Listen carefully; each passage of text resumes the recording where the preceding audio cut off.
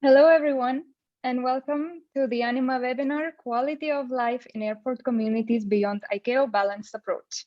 My name is Gabriela Dachkaite, and I am ANIMA Project Information Officer, and I will be the moderator of today's webinar. So, in this session, we welcome 12 speakers from several European countries and regions, as well as the European Commission. We will start with introductory remarks, then move on to the overview of the regulation of main expectations from noise policies, followed by the case studies of Heathrow, Yash, and Arlanda airports. Each case study will be followed by a short discussion between the speakers. Finally, we will close the webinar with a discussion between the ANIMA project coordinator and the representatives of DG Move and DG Envy. All attendees are encouraged to participate, comment, and ask questions in the Q&A box, which you will find below in the Zoom window.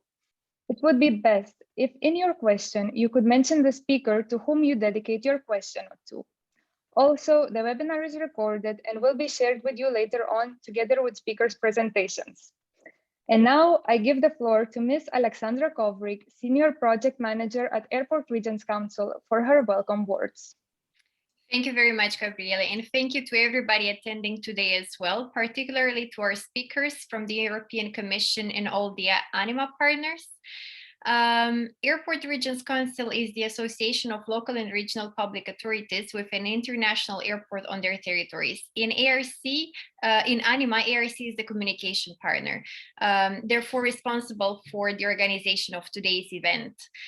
For the ones who are not familiar with the ANIMA project, I would like to briefly mention the objective of this project.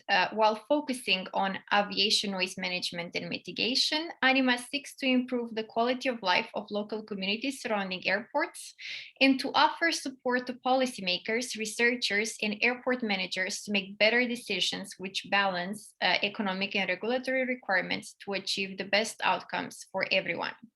This event is an opportunity to raise awareness about the noise measures and interventions taken at airports and the outcomes observed so far. In ANIMA, we have understood that transparent and fair communication between airports, local communities, and public authorities is key for building a trustworthy relation that can lead to consensus and a reduction in annoyance. Hearing each other through open dialogue and cooperation can lead to significant improvement of quality of life. The term of land use compatibility is no stranger to us. Compatibility implies some form of reciprocity, and in the case of land use planning, what is considered compatible must be based on a common vision between airports and local authorities. Airports tend to be confronted with the challenge of incompatibility of land use, which limits their growth, while local communities can be affected if planning is not efficient. Aircraft noise should be a central concern in land use planning around airports, and if no compatibility is reached, there are disadvantages for both parties. On the one hand, the continuity of airport operations could be threatened, and on the other hand, the quality of life of local communities can be negatively impacted. Communication, land use planning, and management are crucial for achieving compatibility and thus ensuring a harmonious balance between economic growth and environmental impact. Aviation, land use, and sustainability are closely interrelated. If these elements are aligned, then social and economic welfare are increasing.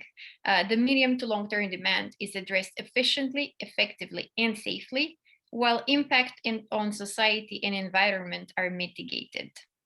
One of the most deliverables of ANIMA project is the noise platform, which you will be able to access soon on the ANIMA website. This platform provides the medium and the tools for stakeholders to address the challenge of aviation noise impact management and mitigation from a holistic approach, also including the non-acoustical factors. The ANIMA partners carried out research and engaged in dialogue with policymakers, airports, and noise-affected communities to assess how aviation noise interventions are implemented and how effective these measures are in reducing annoyance and improving quality of life.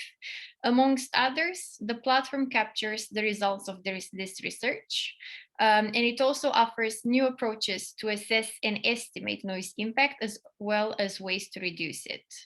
The platform will be open to the public at the beginning of May, and we warmly encourage you to explore it. We will also open a feedback session in July, and your thoughts will be highly appreciated. That's all from my side. I try to present ANIMA and the main ideas in a nutshell. Thank you very much and enjoy today's webinar. Thank you very much, Alexandra. I guess I speak for all when I say that we are all looking forward to hearing what interesting insights this webinar will present. Also, just to let you know, a short Q&A session will take place after the 3 first presentations. So now let's start with the first presentation of today. Insight about upcoming European noise policies will be presented by George Pinto, Policy Officer at DG Move, and Marco Paviotti, Policy Officer at DG Envy. Floor is yours. Good afternoon, everyone. It's a pleasure to be here, so thank you for the invitation. I think we have a PowerPoint to show, a small one. Exactly. So I will start this presentation. Myself, I'm George Pinto. I represent here DG Move, and the second part of the presentation will be Marco Paviotti from DG M, the responsible. And today, so we have a short summary of the presentation. We want to present you the questions why we should care about noise. Second, what should we at the European Union do regarding that? What will we actually do for noise policy? And we have in the end some conclusions of our presentation. So the first part is why should we actually care about noise, right? So there are multiple reasons for that.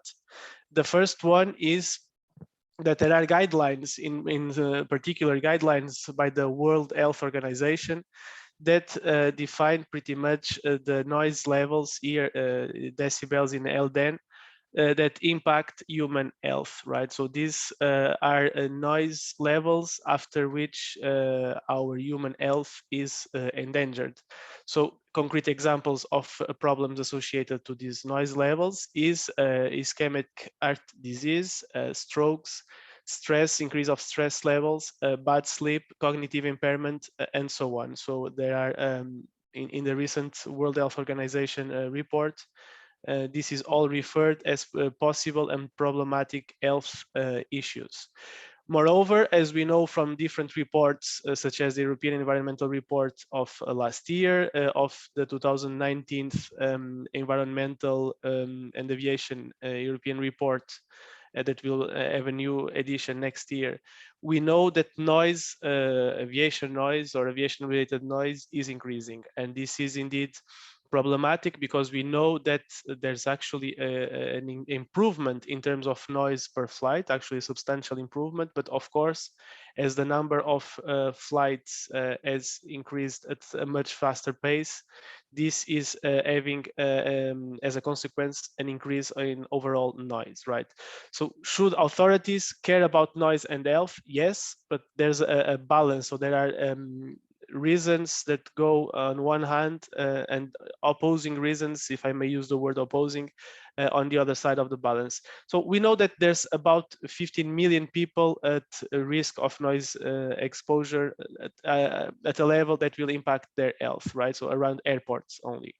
We know as well the questions related to the real estate value around airport areas that will change, of course, according to the noise levels. So if someday or soon the noise level goes down by 10 decibel, of course, the value of the real estate close to the airport will have a substantial increase. The same for quiet areas that are not impacted by aviation noise. On the other hand, we know that there's the need for urban planning coordination, which is not always easy. We know that airports, of course, they need their revenues because it's their activity, and revenues depend on the number of aircraft flying and paying their fees. And of course, the cost of the different noise abatement measures that, depending on the measure chosen, might be substantially different. So might be a very high cost, might be somehow moderate cost. So this is all on my side on actually why we should care about noise and why we need policies. And now I leave it to Marco to detail what should we at the European Union do and what we are actually doing and will do in the near future. Thank you.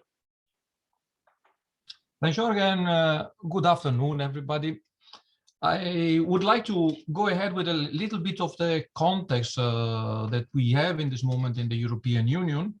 And I would like to mention that we have the famous European Green Deal. It is basically the program, the political program of the European Commission. And in this context, the European Green Deal is in fact made up of bricks. You see this, these boxes. There are two that are very relevant for us and for the discussion here today.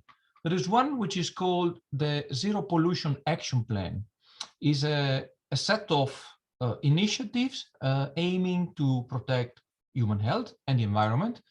And for you to know, we're coming out with this in about a month's time.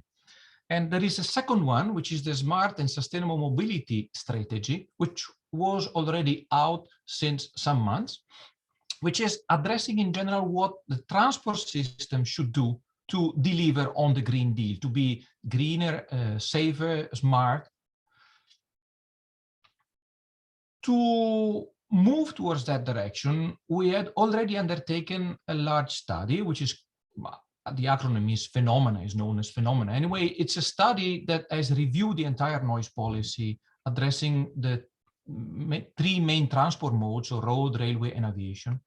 And we wanted to address the question of whether there are existing solutions that we can use nowadays to tackle noise, look at which ones are the most cost-effective. We wanted to ensure that member states and the stakeholders are ready to commit to this solution, because in some cases you may have intervention solutions that are there available, but for a question of money, for a question of difficult in being implemented, at the end they are not the chosen one. We gave ourselves a reasonable time frame of about 10 years where to see what reduction of health burden could be achieved. And ultimately, we wonder whether there is any law that needs to be revised, because we as European Commission basically draft, follow and implement the laws. And then the member state and the stakeholders needs to follow this up with their actions. Now, specifically on the question of noise and noise around the airports, quality of life related to the noise impacts around the airport, we have a second study which is starting now, which is on the backbone of the review of the implementation of the so-called Balanced Approach regulation, or for the experts, the regulation 59/2014. This study wants to check that the noise reduction objectives have been set at the 63 airports that fall in the European Union under the scope of this regulation. They want to check how the health impact is assessed. They want to check if it is cost effectively achieve the results that are set in the noise reduction objectives. And the core of this regulation, of this action, is to be balanced. So the actions, the interventions that are forecasted, notably when it comes to closing the airport to some specific operations, if this approach is balanced, so if it's really the ultimate solution that has been taken. And we have 63 airports that are falling under this regulation and will be under this study. These are the two actions that we have, so this phenomena studies, airport study, in order to understand what we can do as European Union, and therefore, here we go, by the end of 2021, we will know what will the EU do. Now, the Zero Pollution Action Plan is coming out. The Sustainable and Smart Mobility Strategy is out there already. The studies are finalized, ongoing. At the moment, as of today, we can say that the EU would eventually reflect on the follow-up of phenomena and think whether we should revise the Environmental Noise Directive, which is a framework directive addressing the health effects of noise from transport means and also around the airports. And in that context, based on the signals that you see so far, we see that perhaps the necessity to streamline the action plans. Here I see the discussions today and the role of ANIMA in feeding up with actions, the right action that needs to be taken. To introduce targets, perhaps to push towards the achievement of specific and common results. If to link with urban planning, it was said in the introduction today, ANIMA looked into that. The airports have an issue when they have to face the growing of the population and of the buildings around the airport against their ambition to grow. And obviously this one of the bricks, because the other one would be, shall we revise the limits of choice of aircraft? This is at ICAO level, but it is still essential. The so-called balanced approach look into that direction as the first element. So first of all, let's see if the aircraft can become quieter and what instrument we have for those. For instance, if we should add the polluter pays principle, charges and taxes, why not in the context of a revision of the airport charges directive, or together with the taxonomy, which is a way to fund environmentally friendly projects, if this can lead towards this transition that we want. And there is also an action which is environmental labeling, which is undertaken and on its way to raise the awareness of what is green.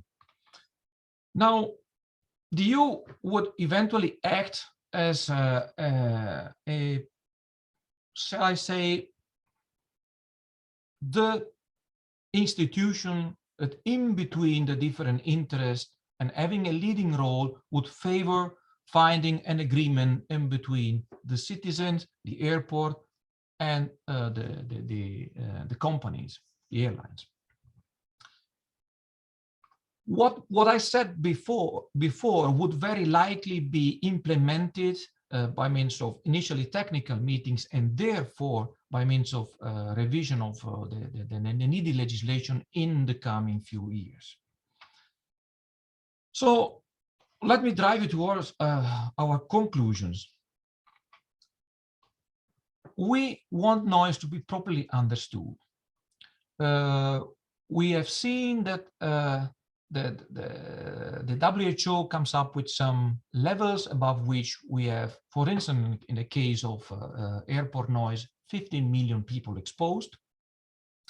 On the other side, we hear the discussion on whether all these people are really affected by what kind of health effects. You would recall the debates on the non-acoustical effects. What are non-acoustical effects?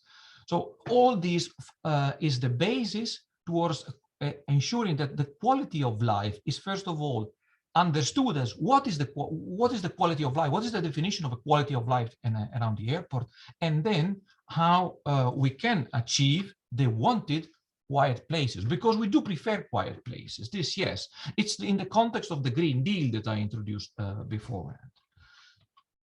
And we want to do this by means of efficient solutions. It's clear that we have a set of, in aviation, shall I say, 15, 20 potential solutions. Which ones are the efficient ones? So once this is clear, we will move on with the relevant legislation to be amended and as appropriate. And by this, I would like to thank you and we look forward for your question. George and myself. Thank you.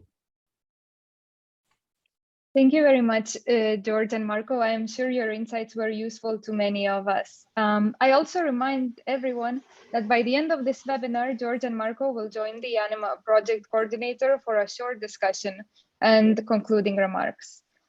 Next up, Paul Hooper, Chair of Environmental Management and Sustainability at Manchester Metropolitan University, will present ANIMA key messages and research priorities.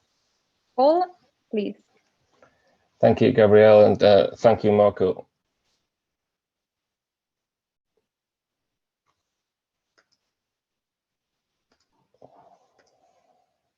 I'm struggling to control my screen here.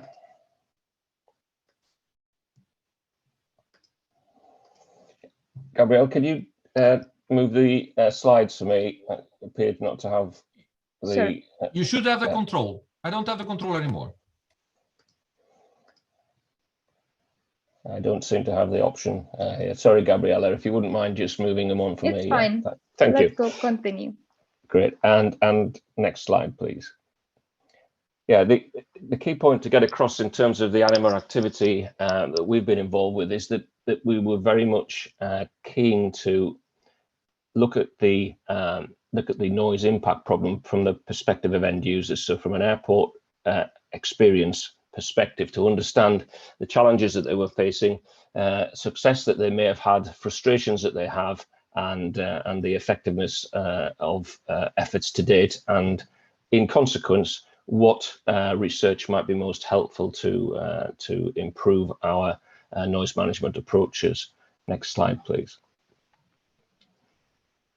To that end, the hope was that we would be able to develop new methods and approaches to manage and mitigate noise, very much focusing on improving the lot of communities near airports, improving the efficacy and efficiency of airport responses, and informing the way in which we develop policy and practice such that we make efficient and effective policy interventions, as Marco was highlighting.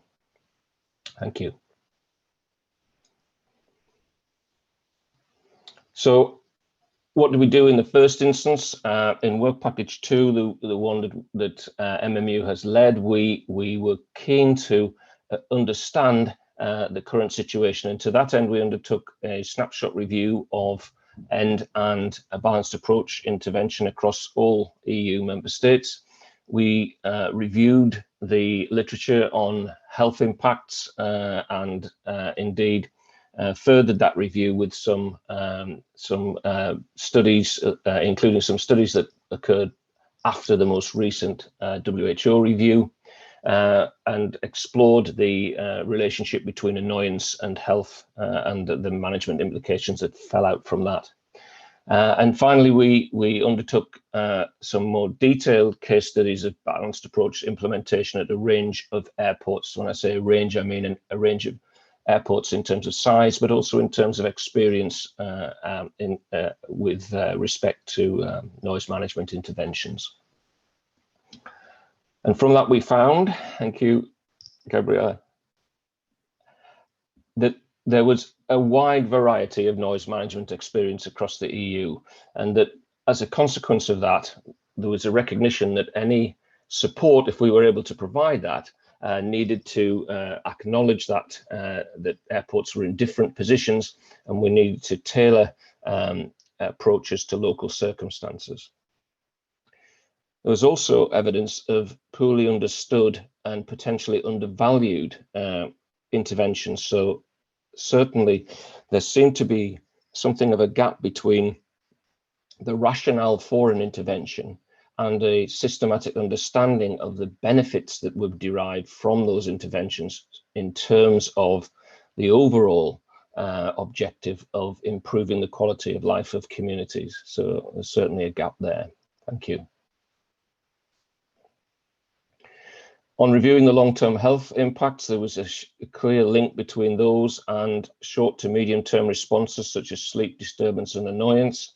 And the latter, of course, are influenced not only by a straight acoustic environment, but also non-acoustic factors. And arguably things that straddle those two, namely issues like the number of events, for example, which, whilst not an explicit acoustic measure, is certainly an influence on the acoustic environment experience. As a consequence of that, we concluded that we must ensure that any comprehensive approach to noise management has to address noise disturbance and annoyance directly, that if we appreciate that there are acoustic and non-acoustic contributions to annoyance, then both aspects need to be addressed in our management responses. And there was a clear role there for meaningful communication and engagement. Thank you. So what have we done in response to that? Well, one of the first things that we tried to focus on was the way in which we should develop management responses. Next slide, please, Gabriela. Thank you. So what we've focused on is this is the process by which noise management interventions should be developed, very much highlighting the need for continuous engagement with affected communities through improved mechanisms of communication and engagement, which should ensure that we identify the needs and desirable qualities of noise management as defined by communities and other stakeholders, and use that to establish objectives which we agree in advance, and then work through appropriate interventions on the back of those broad objectives.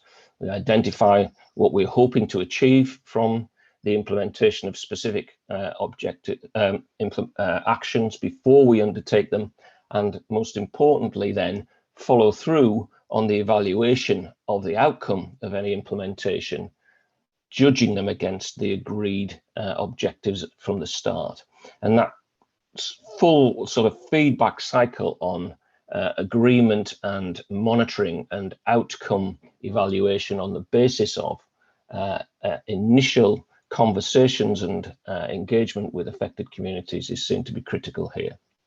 And as a result of that, we've focused on the importance of appreciating our impact on quality of life. So to that end, we have undertaken what we've called a framing study, which is understanding how quality of the life is addressed elsewhere, and most importantly then, how airports can use that broader understanding to appreciate how they can make positive contributions to quality of life. As part of that, we've also recognized the vital importance of effective communication and engagement, which, as I've highlighted, needs to inform and prioritize actions. As part of that then, we've developed a guidance based on generic best practice around communication and engagement, informed by things like design management thinking. We've looked at and evaluated the use of communication tools like virtual reality instruments to establish whether they help communities appreciate the consequences of different courses of action and thereby inform their opinion and perspective on alternative courses of action. We've also got this highlighted a more sophisticated understanding of the sound environment, recognizing that a number of different qualities affect the human response. So for example, we're looking at dynamic mapping to understand the impact of people's movements around airports and how they may influence people's noise experience. We've developed an app which we hope will give us insights into people's understanding and interaction with their sound environment, and also develop things like a noise induced noise awakenings model, which we hope will help better inform the management of nighttime noise.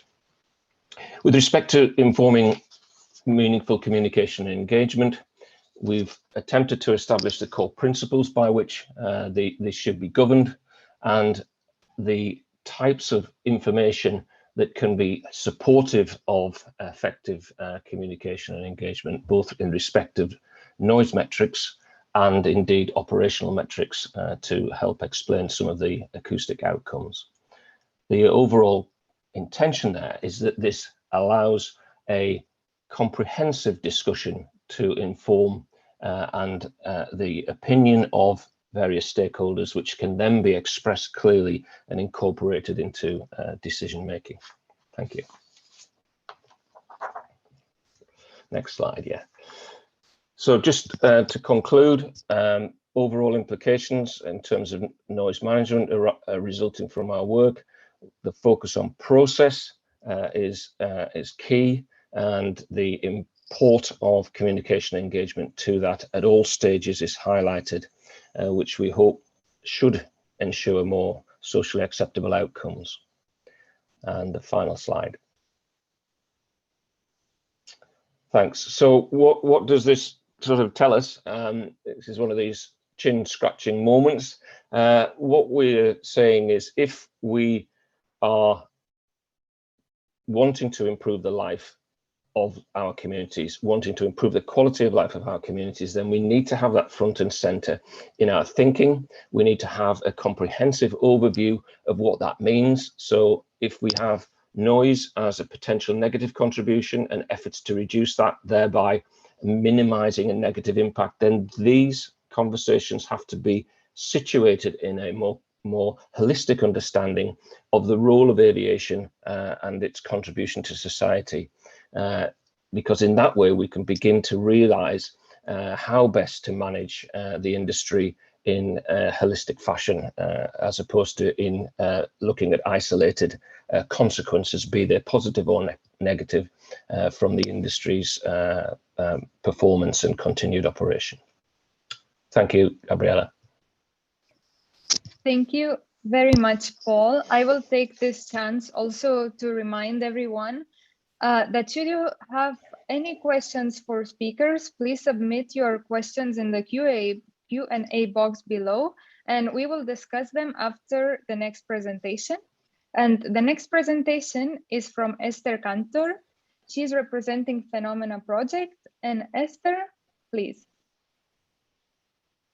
Good afternoon, everyone. I will try to take control and see if this works.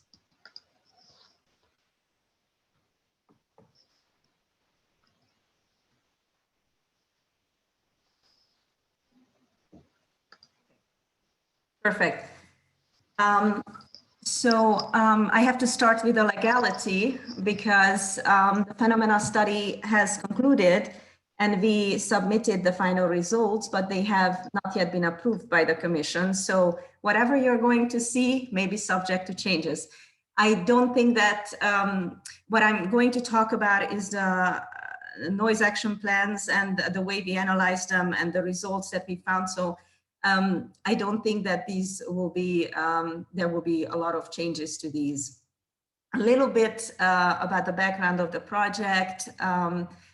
We started in December 2019. The consortium is led by VVA, the company that I work for, and we work together with TNO in partnership, and we were supported by our subcontractors, Anotec, Tecnalia, and the University of Barcelona. And Marco, who is our policy officer, has already described the objective of the project. So I'm not going to dwell too much on this, but anyways, here's a bit of a review of what we had been focusing on. So the main objective was to define the potential of noise abatement measures that are capable of delivering a significant health burden reduction. We were looking at noise abatement measures, noise solutions that are everyday noise solutions. So we were not looking at new approaches that haven't been rolled out yet, that exist only on paper. We were looking at what is widely available and currently being implemented. Another objective was to assess the current regulatory landscape and to see whether any changes would be necessary either on the EU level or the national level to facilitate the implementation of the most effective noise reduction measures. And we had a scope that limited the study with regards to airports. This was, we were looking at airports that had more than 50,000 movements a year and where noise levels were above 45 dB LDAB. So, wow, that's a little editing problem here. As you can imagine, the study looked at or used various different methods, including a cost-benefit analysis. We did a legal review, and we had a lot of stakeholder consultations. We did not only over a year of bilateral interviews, but we also did 2 workshops, and hopefully we were successful in integrating the stakeholder views. So I'm going to proceed. This is a large study, so presenting all the elements would take much longer than 10 minutes. So I'm just going to proceed with the NAP analysis, and on this occasion. We had a twofold approach. We worked together with the University of Barcelona on this. We had an overarching view of 200 NAPs in 16 countries and an in-depth analysis. What this means, and this is the result of the overarching assessment, not the result, but rather what we looked at in the overarching assessment. This basically means we scanned the NAPs in terms of what are the most frequently used noise solutions in the countries. We looked at roads, rails, airports, and we also looked at agglomerations, because it was very interesting to see how the different transport modes were integrated, and the noise solutions arising from the different transport modes were handled in the context of agglomerations. The in-depth assessment, 23 member states, as you can see, in terms of what did the in-depth assessment look at? We tried to look at the context behind the noise solutions. So whereas the overarching assessment identified which noise solutions were implemented, the in-depth assessment looked at the context. Why were those noise solutions implemented? What were the costs? What were the benefits? What were the results from previous reporting periods, if they were available? So this is what we try to form a more of an environment around the selection of certain noise solutions. In terms of air traffic noise, we saw differences between implemented measures and planned measures. There were a lot longer list of planned measures in certain cases. As you can see, implemented measures in airport NAPs, because there will be also measures in agglomeration NAPs. You could see that the regulation of routes, air operational measures, certification limits for aircrafts, and airport curfew were most widely used. Complaint procedures were the most frequent education or communication measures that were implemented. Then as we look at agglomerations, implemented measures in agglomerations were few and far between. Very much the same air operational measure, airport curfew, regulation of routes, but quiet areas here appear, as well as noise monitoring with equal impact. On the planned measures, as I mentioned, it's a lot longer list. Many of the same, but some new measures pop up. Building insulations appear. Soundproofing of windows, very rarely, in 0.9% of the action plans. Complaint procedures are there. And now dissemination of noise information also appears. This element, which is quite important, also appears in the planned measures in agglomerations, with 10% of the action plans. It is interesting because this is not a heavy investment in comparison with many other noise measures, yet you can find it in a lot fewer of the noise action plans. Planned measures in agglomeration NAPs also include land use planning, noise barriers, soundproofing of windows, quiet areas, protection of spaces, landscapes, and sites. So you can see that this is the difference in terms of the approach to the agglomerations. They look at in a wider context. So I don't know what just happened. It seems that it does not respond. Unfortunately, the presentation does not seem to respond to my, oh, there we go.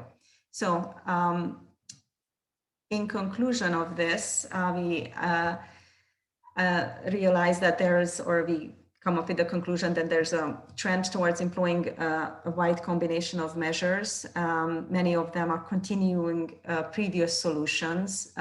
We have seen some airports with who focus on long-term measures. We highlighted here the example from Bulgaria with the investment in noise measuring technology and IT platform. There is an increasing focus of transparency and communication, although it could probably be more. Very few information on costs. And what we also noted, it's going to be interesting to see the impact of COVID-19 on aviation. We have also encountered some limitations. There's an uneven content and structure of information in the NAPs. There's definitely a lack of data, specifically cost and cost effectiveness, that makes it very difficult to compare data between two rounds. Something else that I wanted to mention is that we put together a list of good practices, which was very well received from the stakeholders we discussed the reports with. So I hope that you will also find these examples useful. In addition to the aviation good practices, I've also put here the good practices from agglomerations, which I think are also providing some useful information. In closing, this is just some of the notes that I've already mentioned, that the NAPs are relatively descriptive and comprehensive, but they basically lack in information on costs and data, and there's no evaluation on the effectiveness of previous implementation rounds. So very few innovative measures. Some of them, most of them follow a trend of common solutions. That was all. I tried to make it in time. Thank you very much. You are very on time, Esther. Thank you very much. And now we have 10 minutes for questions and answers. I remind to the attendees that you can write your questions in a Q&A box below while addressing the speaker, and the speaker will answer you either live, or if the time is limited, write an answer under your question. So I have been following the Q&A box, and I see that Marco's and George's presentation received a lot of attention. And thank you very much, Marco, for answering the questions in messages. I'm sure it's very useful for the attendees, and as well, we save some time for other questions. I see that there's a question for Paul and Esther that is not answered yet. And the question says, in your opinion, what regulation should be modified to improve the results of the implementation of the END Directive and/or Regulation 598 of 2014? If any of you would like to answer that? That's a $61,000 question, isn't it? For me, I think the evidence from ANIMA suggests that the small but fast-growing airports need to engage with the requirements of balanced approach and the END directive as soon as possible, so that the threshold of 50,000 movements is one which can rapidly be met by fast-growing airports. And I think our suggestion would be that we would advocate guidance that encourages airports to engage with the requirements of END and balanced approach in an anticipatory way. That would be one key thing. I think the other thing that is emerging from conversations with stakeholders is the way in which we describe noise, which is currently, in terms of policy, dominated by level equivalent approaches, so LDEN, LNIT, and so on. And when we speak with communities, they're very much concerned about events, the timing of events, the number of events, the potential concentration as well, and the intensity of each of these events as well. And this balance between the noisiness of events and the number of events has changed quite dramatically over the last few decades. And I think that's something that is affecting the experience of noise-affected communities and their perception of noise. Yeah. Thank you, Paul. Esther? Yeah, I agree. We came to a very similar conclusion regarding the smaller but faster growing airports. And we mentioned that also in the report. Also, in addition to that, I think it would be important to look at European policies horizontally and make sure that they serve the same purpose and objective. For example, the state aid exclusion policies or exemptions for smaller airports should take into consideration that they meet their noise levels just the same as many other airports, the larger ones. So yeah, I fully agree with what Paul said.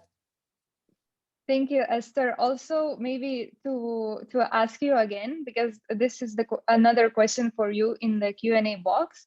Which of the measures analyzed and presented could have the greatest potential for reducing impact?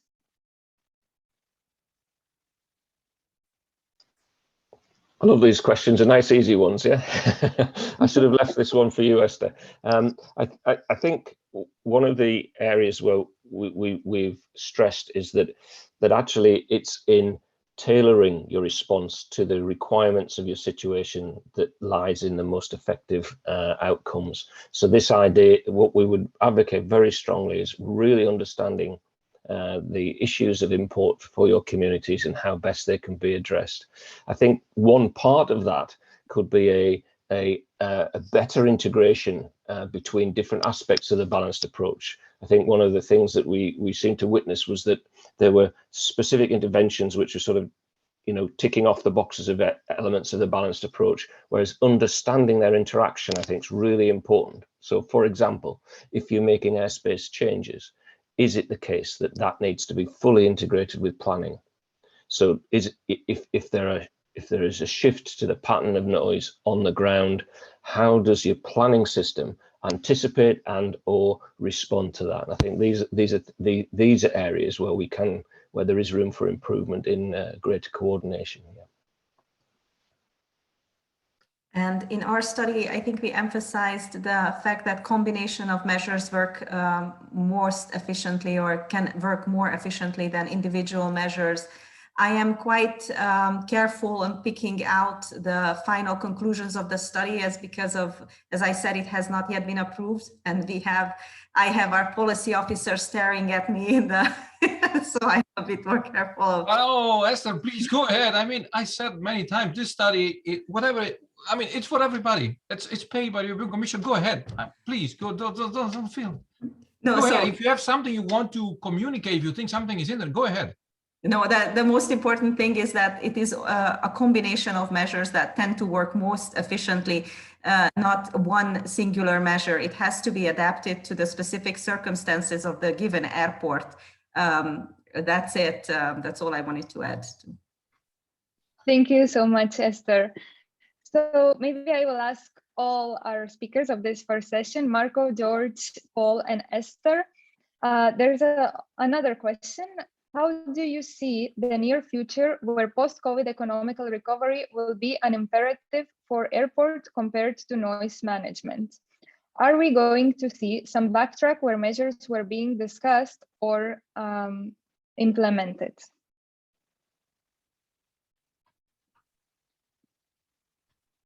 Yeah, I think it looks like, I don't know, I'm too simplistic or naive. To me, it looked like an easy question because I think that there is a move for aviation to become greener. The first objective is to become more carbon neutral. And together with these, we have the noise opportunity to improve on the noise side as well. And the fundings will be linked to this. So it's clear that aviation will be receiving a lot of public money to recover. And there is one condition for that this money is used in a green way, meaning healthy and environmentally sustainable. And I think this is an opportunity. So I think COVID, it's a great damage today for aviation, but in the long term, it could be paradoxically the other way around. An impressive opportunity. I would like to be positive. In the COVID, I would like to be positive, honestly. That's great. Paul, Esther, do you have anything to add? George? I think in my conversations, the the feeling about recovery is tinged with concern around the fact that we've got communities who've now experienced relatively low levels of aircraft activities who may have become unhabituated to noise and therefore become more sensitive to change as the industry recovers, and we need to be sensible and careful about that. But because of this hiatus, it might well give us an opportunity to have a bit more fundamental rethink of how we seek to address concerns in a more joined up fashion, and to build into our responses an appreciation of a more sophisticated understanding of the aspects of aircraft noise that are informing community opinion and indeed community annoyance. Yeah. I think if I can, it links back and part of the question that are there on the screen for us, they talk about the indicators or the way you quantify the effects of noise, the non-acoustical factor. To me, it's the same picture, is an understanding what we said. This is a workshop on the quality of life. And if I can, I would like to stress that we do need now, after years of discussion of non-acoustical factors and events and potential of fast-growing airports and recovery and the effect of communication on non-communication, we are at a point in time when we need to trace a line and say, what does that mean in practice? Do we have today an indicator or more than two indicators, not many, but maybe two, that condense this message, so that we can move forward with a policy? Because if we are having an opportunity to develop aviation in a green, healthy, green way, we are doing it now. We do need to know now what are the right choices. So we cannot remain with an unclear definition of what is a non-acoustical factor, with an unclear understanding of what is the effect of a growing airport. What happens when you are having a concentration of routes and these kind of things? If they have an effect in terms of noise or in terms of health, they need to be explicited, because the policymakers and the people, they would need to decide on which is the right answer. And I'm expecting in that sense ANIMA to be at the forefront in providing this answer. I think that was to me from the beginning at the core of the ANIMA objective, to reply to this. Thank you very much, Marco. I think everyone agrees. Laurent Lelikian, ANIMA Project Coordinator, I see you have a question or an answer, please. Well, no, I swiftly raised my hand, and I think I then immediately think it was not a good idea to reply to Marco. But well, indeed, we ANIMA, as Paul said, ANIMA showed that it's probably not possible, even not desirable, to raise up one indicator or even two indicators. What could be done on the other hand is to provide a guidance, because the indicators are locally dependent. For a given community around a given airport, people will favor, let's say, this indicator because they agree upon this in their consensus, and in another location they would favor something else. And so I think that the quest for a kind of universal indicator for non-acoustical factors is a deadlock. On the contrary, we could provide a guidance for communities on how they could set up their own indicators. I speak under the control of my colleagues, but I think this is one of the key conclusions of ANIMA. Thank you. Thank you, Laurent. As I have the power of the moderator, I need to say that the questions and answer session should be now over, but I see that the more questions we were answering, the more questions we were receiving. So I would like to ask the speakers to check the Q&A box, and maybe if you can, answer some of the questions in a message below the question. So we are finished with the first part of our webinar. Now let's move on to the second part of the webinar, which is the case studies. So we have 3 case studies, and at the end of each case study, there will be a short speakers discussion. Note to speakers that it would be great if you could dedicate first 10 minutes to the presentation and another 10 minutes for the discussion. And the first case study is about Heathrow Airport, presented by Rick Norman, Head of Noise at Heathrow Airport, and Graham Hayes from Manchester Metropolitan University. Rick, you can start. Good luck. Okay, well, that seemed to have worked well. I think that was me that moved it on to the next slide. So the plan is for me to talk for 5 or 6 minutes just to introduce this sort of case study, and then Graham will pick up from there. And I should sort of acknowledge that there are some people on this call that know the detail of this study a lot better than I. They were obviously working at Heathrow prior to the pandemic as well. So I'm going to give you a quick flavour of what this was about. So essentially, like any other airport, there are rules around noise abatement procedures at Heathrow, one of which is the minimum climb rate, which is a 4% climb rate from 6.5 kilometres after the start of roll until you reach 4,000 feet. And up until a couple of years back, we didn't have any automated way of measuring that. We implemented that and found that actually there was some non-compliance with that, and we've done a lot of work to improve that. Now, coupled with that, in 2014, we also had some PBN departure track trials, which sensitized some new communities to aircraft noise, had quite a big effect at Heathrow. And although the trials ended, there was a belief that things hadn't gone back to how they were, and aircraft were performing differently.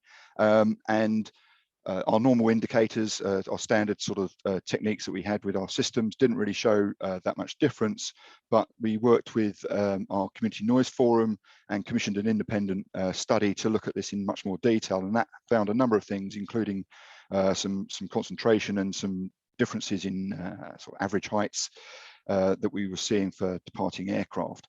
And that really led to thinking about, okay, well, what could we do differently, and what sort of things should we explore? And we got into thinking about, could we look at steeper climbs and what that might mean? So what that required then was to develop a trial procedure, which essentially gave a number of height points that the aircraft had to reach on its departure. We put out a whole range of noise monitors along the flight path, some directly underneath the center line of the flight path, some to the north, some to the south of that, and collected a lot of data to inform that picture. One of the things we said in the trial was that we were going to set this up so that aircraft would climb at 5% rather than the 4%. And there was some criticism of that amongst some of our community stakeholders in particular, that wasn't ambitious enough, and reference made to other airports where it was considered that they were already operating at steeper gradients to that. But one of the things we were able to point out was that actually it depends what you're measuring and how you're measuring it. If it's from the end of the runway or from a point already in the climb, it's different. So 5% at Heathrow reading to 5.5% at Paris, for example, isn't the same measure, because Paris measures it from the end of the runway and we measure it from 6.5 kilometers further down. And depending on where you are in that flight path, the rate of climb will be different and somewhat more than 5.5%. But that just sort of showed the importance of really understanding that you're talking about apples and apples, not apples and pears. So when we look at the data that we've got, obviously a lot of the aircraft that operate out of Heathrow already make 4 and 5% climb. The short haul aircraft in particular climb much quicker than that. So we're really focusing on the aircraft that are, sorry, I'm just building the slide up now, building the sort of heavier aircraft, larger aircraft that are operating between 4% and 5% climb rate. How can we see if we can improve those? So that's what the procedure was aiming to do. Focus on that red area that you can see on the slideshow now. And in terms of what we saw in terms of aircraft climb performance, we did see an increase in both the average height for all aircraft that were operating through there, some small increases in that. But also for the largest aircraft, the A380, we saw an increase at different height points of different scales as you move down the profile there. So in that sense, the trial was successful. Then if we looked at the noise results, and this is quite a common finding, obviously anybody that's done any procedural amendments will be aware of this. It's not as easy as simply finding a golden bullet, a silver bullet to this. Actually, there are some areas where noise increased and others where it obviously decreased. And so, you know, it's a mixed picture in that. But generally speaking, we saw bigger improvements than we did disbenefits. So just summarising the study, you know, from the overall sort of objectives of the trial, it was a success. We met or at least partially met all of the objectives that we set ourselves at the start of the trial. Aircraft were higher as a result of that. And the sort of concluding point of this was that we think that setting a 5% climb gradient for Heathrow from 1,000 feet up is a realistic ambition. So it's something that we're certainly considering in our airspace redesign thoughts and activities that are going on at the moment. So I'll pass over to Graham from there. Just give up control. I've given up control now, Graham. Thank you, Rick.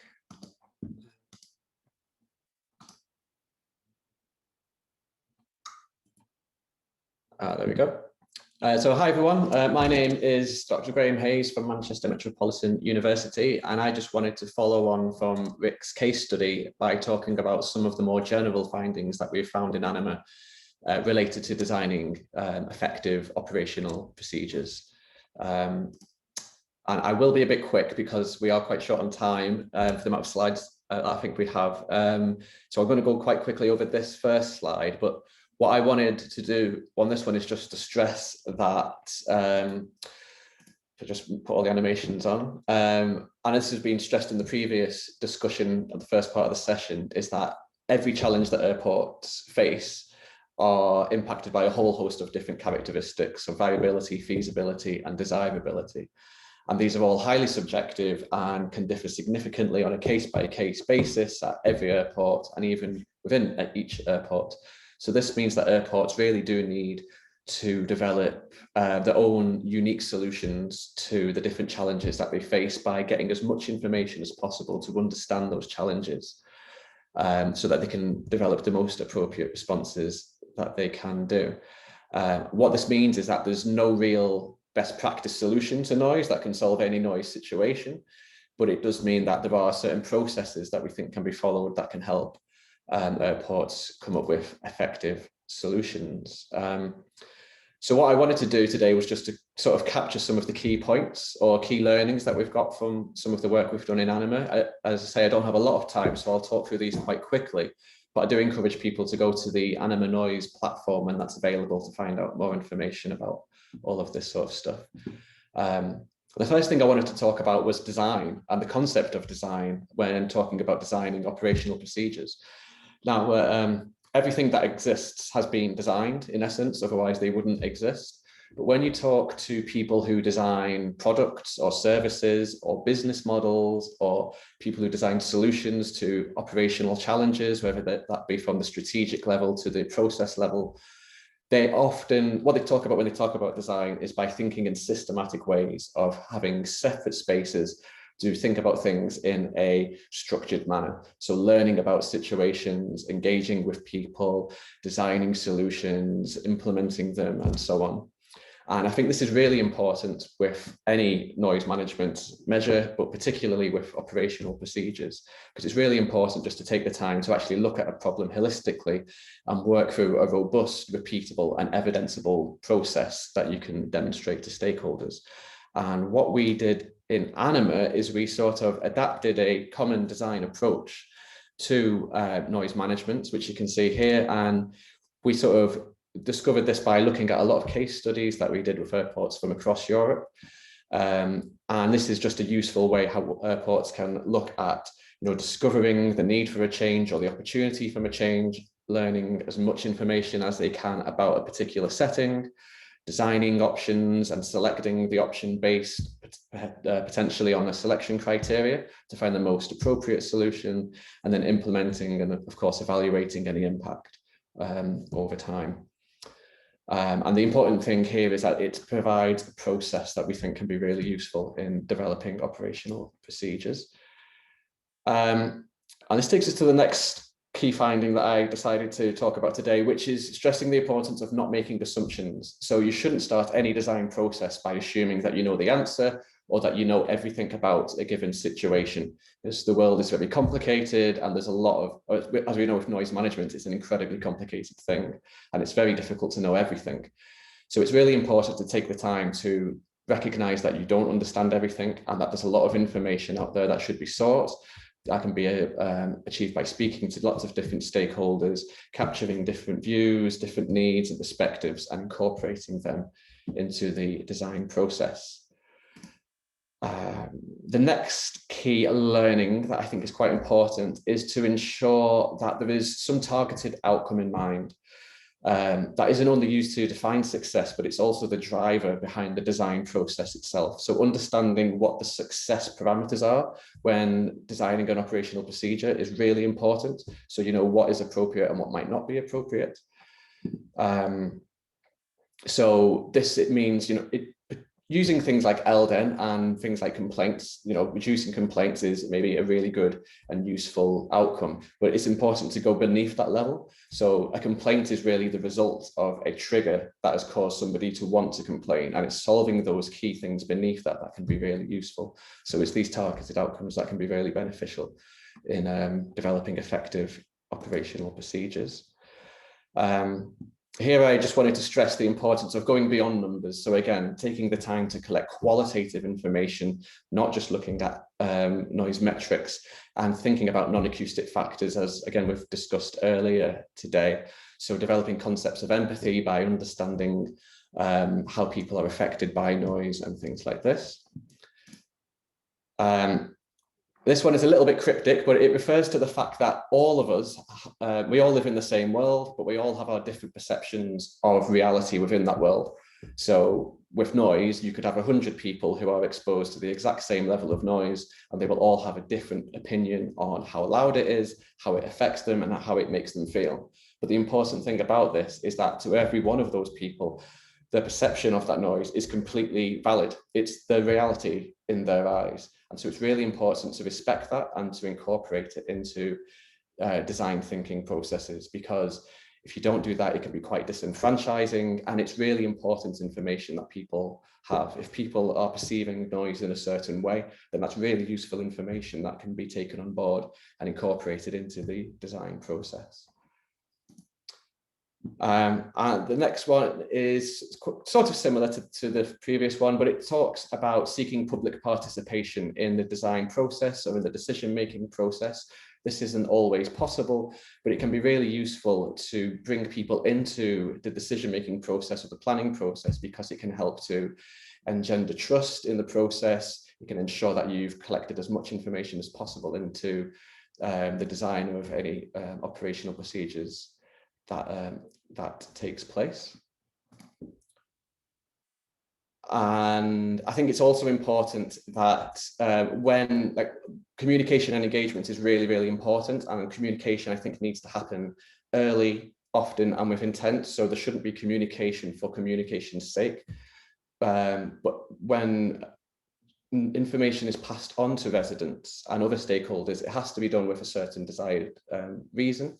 And I think it's also really important to consider or to explain things. So not just telling residents why things have happened or listening to people, which is great, but to also explain to people why things have happened. So people aren't just left wondering, what is this situation that's happened? And I think to summarize all this, I think, you know, it's obviously really important to do the right thing. We all want to do the thing that is, you know, going to be perceived as the best solution when designing an operational procedure. But I think just as important is doing it the right way, because if you go through a robust design process, you are going to be more likely to come to what we could say is the best option.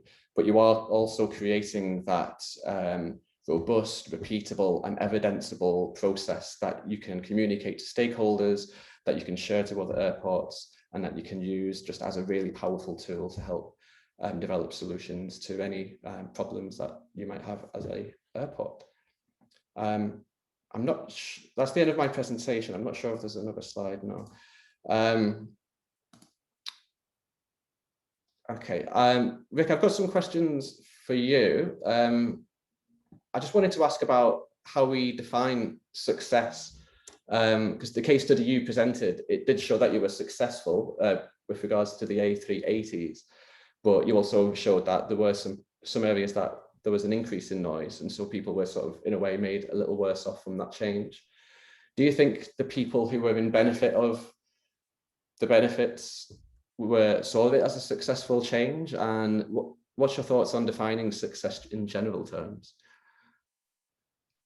Yeah, thanks, Graham. I think that's a good question. I think in terms of us determining the success of this particular trial, we had very sort of tight, if you like, objectives around the trial itself. So, can we understand a little bit more about the noise distribution rather than the sort of theoretical stuff? Can we validate models? Can we get aircraft to operate at 5% climb gradient? And those sort of things tick through. But I think the wider question for me is one that we've already touched on with the earlier presentations, is around really understanding the outcomes that you're trying to achieve, and you've just touched on it in your presentation as well. I think if without that as the starting point, it's really difficult to judge whether you've been successful. And clearly there may be individuals in the case of this example where they feel there has been a benefit, and others will look at this and feel that they've not been informed maybe and feel there's a disbenefit, and that's certainly some learning that we took from our 2014 trials as well. And for me, this goes back into the need for deciding almost as a society what are the outcomes that we think we want to manage. And Marco was sort of hinting at this, and George and others as well, in terms of I think if there's probably quite a lot of consensus amongst stakeholders around we want good employment opportunities, we want a strong economy in our local region, we want to reduce people suffering from sleep disturbance. How do we go about doing that? That is the challenge, and it's those means that we need to try and agree, and perhaps how we measure those outcomes as well. And there was talk about metrics. So until we get that nailed, I think it's really difficult to say, yep, that was a success, because there isn't consensus around what success means. So one stakeholder group believes one thing, another believes another, and so whether a 5% increase in height at 10 miles for an A380 is successful or not, we might think that's great from an industry's perspective. There'll be a multiple of views from stakeholders. So I think that's the real challenge, is to agree those objectives right up front and be some common ground. And I guess I'm just thinking, I guess there are sort of sub-levels of a successful process, because you could also argue how were people engaged with in the right way, were the right people spoken to, were the right was the right data collected. So you've got success there's the success of the outcome, but then there's the success of the process, I guess, as well. Absolutely, yeah. And I think that's learning we've taken from other examples as well. Is one of the real challenges, and it was one of the questions that came up in the chat there, was how helpful is it to engage with multiple stakeholders? And I think it's absolutely crucial to the success of a trial. But the problem is there's always somebody else you should have spoken to. And that's the real difficulty here in terms of getting that right. But the process is right, and again, understanding the sort of long-term effect of those interventions. Another point that was raised earlier is that's one thing that I think generally, if you looked around Europe, around the world really, a lot of the interventions and the study that was about the noise action planning, a lot of that stuff is off the table in interventions. There's not really much work that's been done to say this is really effective and this is really effective because, and noise insulation schemes would be a great example of this. Everybody ticks the box that they've got one, but they're administered, different contributions, different ranges that they've done. There's not really any follow-up work to say, what are the most effective ones of those, so that we can all learn from that. And I think that's the bit that we should be going after. Yeah, I think it comes back to that old adage of you can't manage what you can't measure, and I think there's a gap in that in certain areas. I think we're out of time, so Gabrielle, yes, I was just about to intervene. intervene. Thank you so much, Rick and Graham, for your insightful presentations and discussion. I see that the Q&A box is really active, so I would ask you if you have time just to answer some questions that were directed to you. The second case study is about Iași Airport in Romania, and it is presented by Dan Radulescu and Narcisa Burtea, researchers at Comoti. Victor Minchevici, counselor at the Ministry of Environment in Romania, will join the discussion afterwards. So Dan and Narcisa, you can start. Thank you very much. Hello to everyone, and thank you for being here with us.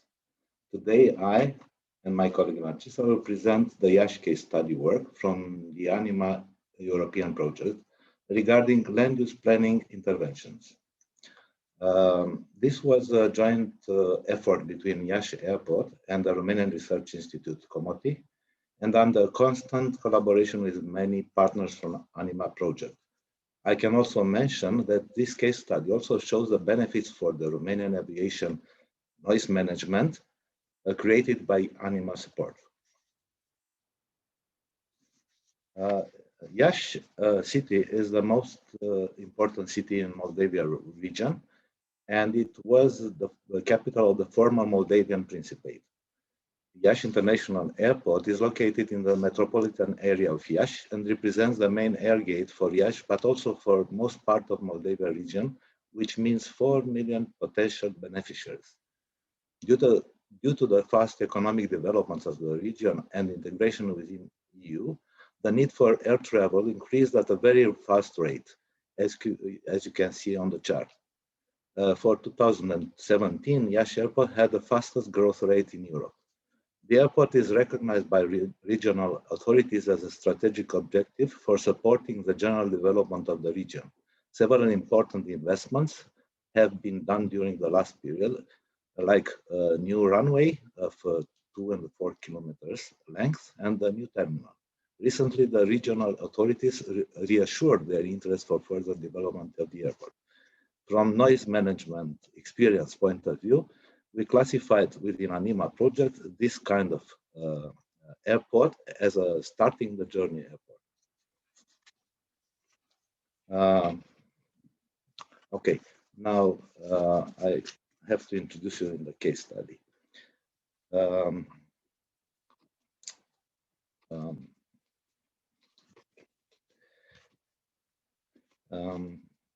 Here we arrive to a common scenario of most airport developments in the world.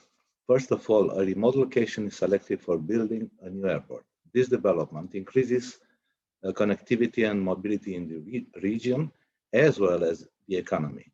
In most cases, these benefits determine a great opportunity and an increased interest in residential developments in the area. But in the absence of long-term land use planning strategies, and in the situation of continuous air traffic growth, aircraft noise becomes a more and more pressing issue with limited control measures. In such situation, encroachment is inevitable and leads to a significant impact from annoyance and sleep disturbance to health issues, while also limiting further airport expansions and restricting operations. The rationale behind the case study was the fact that Iași Airport has started to face encroaching problems in the absence of effective legislative land use planning provisions. The evolution in time of encroachment can be seen in the bottom right picture. In case of Romania, land use planning is not in the responsibility of airports, which cannot act upon this issue accordingly. Land use planning as a general process is in the responsibility of local authorities, but no provisions regarding zoning around the airports exist in a clear manner within the national legislative framework. In this sense, Iași Airport took the initiative in promoting the need for clear land use planning provisions at local, regional, and national level, starting with a workshop in 2018, specifically on this topic to engage as many stakeholders as possible.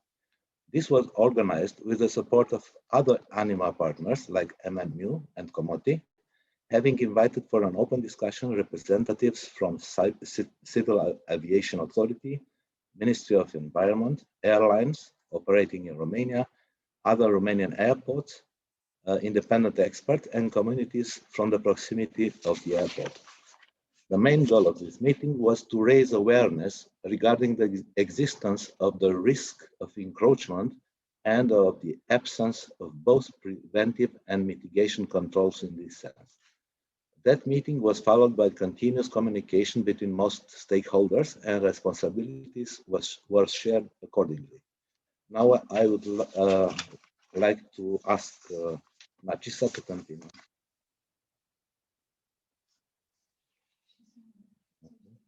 Okay.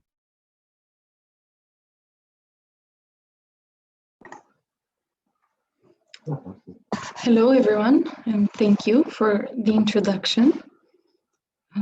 I'll try to switch the slide. Okay, perfect. So the previous Romanian legislative framework regarding noise management started from transposing the Environmental Noise Directive in 2005, but it remained limited to these provisions for more than 10 years after.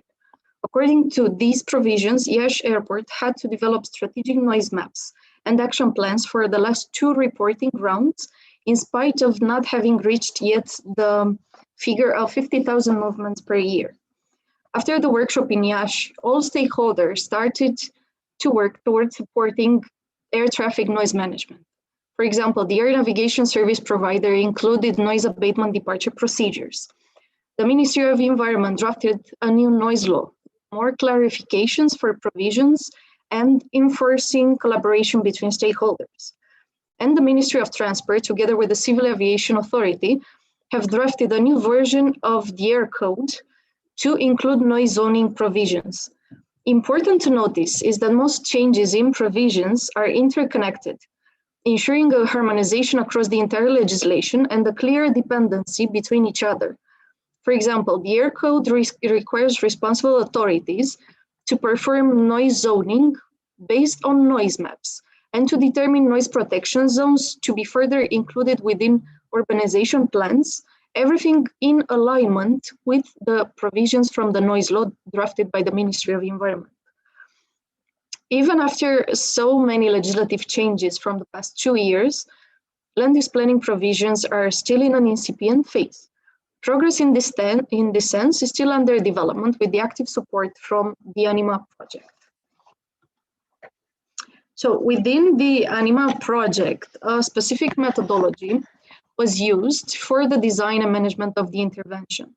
All partners started with the identification of the need for a new intervention and research on available best practice to be further tailored into a particular strategy for the designated airport, in this case for Iași Airport. Experience of other airports on stakeholders' engagement has contributed to designing, in our case, key success factors and strategic steps.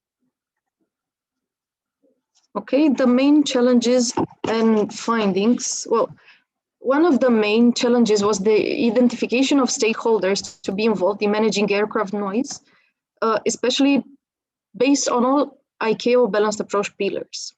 This task was performed by an intense research of the legislative framework to determine which are the competent authorities and designated organizations that must or should implement these noise requirements. In most cases, this information was either unclear or absent. Therefore, continuous discussions and meetings were held with most stakeholders to properly identify responsible authorities. Apart from this aspect, the absence of legislative provisions regarding land use planning in the context of aircraft noise management led to the need for intense research on available national legislation to determine how could land use planning become an integrated part in a harmonized and effective manner. Additionally, raising awareness among stakeholders about the importance of this topic had to be a thorough and clear process, such that communication in a transparent manner would support consensus building in spite of existing competing agendas. Although the final conclusion of all stakeholders which were present at the workshop in Iași in 2018 was that land use planning legislative provisions are highly needed. The path towards their design has required additional clarifications and updates within existing legislations, such that land use planning could be later defined as a long-term strategy. All these efforts have contributed to the development of the current ANIMA-YASH case study intervention, in which intensive research and collaboration are undertaking to support the definition of land use planning statements.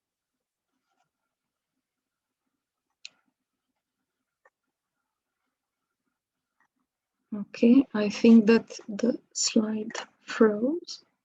Okay, perfect. So many lessons could be learned from this experience, and most of them will be captured into the best practice portal. One important aspect is that best practice from other airports could serve as a good informative basis regarding options to manage such issues, but such information is always limited in implementation to the local context, either by legislation, costs, available personnel, etc. One good example is the case of Yash Airport, as a state-owned airport which has no resources allocated for noise management in comparison to the case of private airports. In this case, in the case of Yash Airport, ensuring resources through legislative provisions was the only option to be able to prevent, control, or reduce such issues.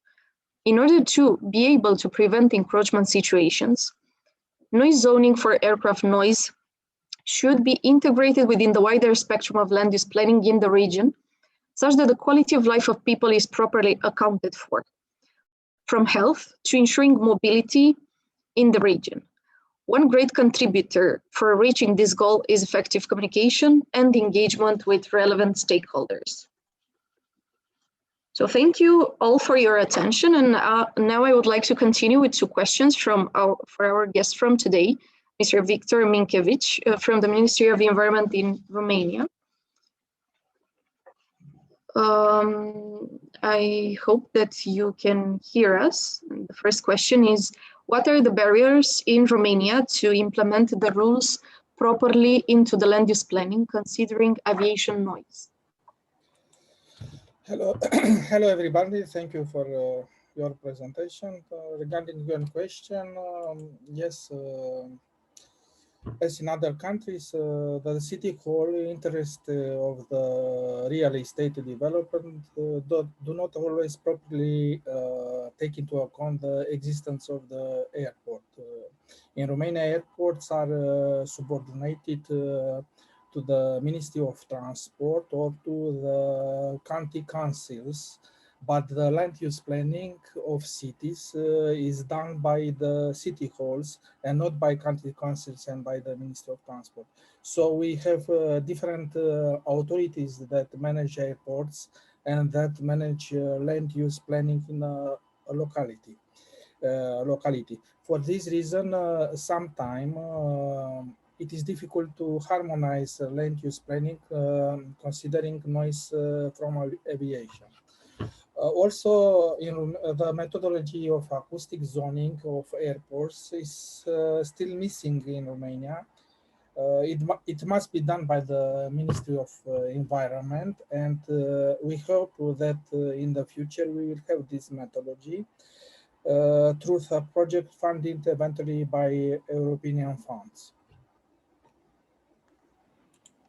Thank you very much for your feedback. And I have another question for you. In your opinion, which are the most resistant or opposing stakeholders to this implementation of land use planning? Okay. In Romania, air traffic is still low in comparison to other European Union countries, of course, considering the air traffic before the pandemic COVID situation. And we don't have yet many noise problems due to air traffic.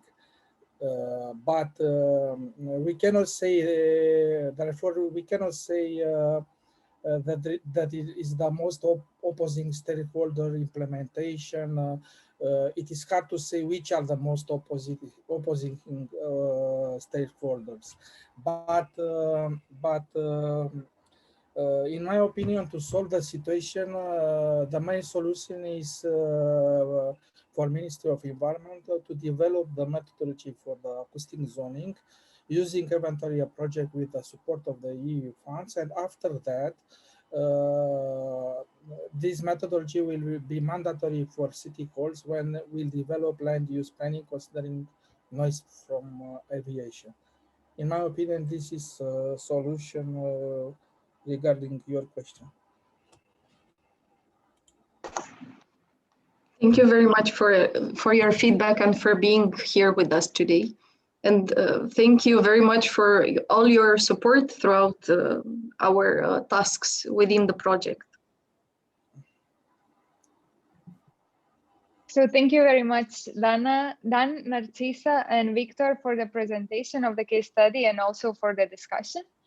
And now I will present our third and last case study about Arlanda Stockholm Airport. The speakers of this case study will be Asa Goransson and Barbara Ollenforst, who is Research and Development Engineer at Netherlands Aerospace Center. I will give the floor to Barbara now to present Mrs. Goransson. Thank you, Gabriele. Good afternoon, everybody. I have the honor to introduce Åsa Göransson from Stockholm Arlanda Airport. And Åsa is Officer Noise Issues, and she works for the airport operation airside. And Åsa will present two projects that are part of a program on the implementation of curved approaches. So Åsa, please, the floor is all yours.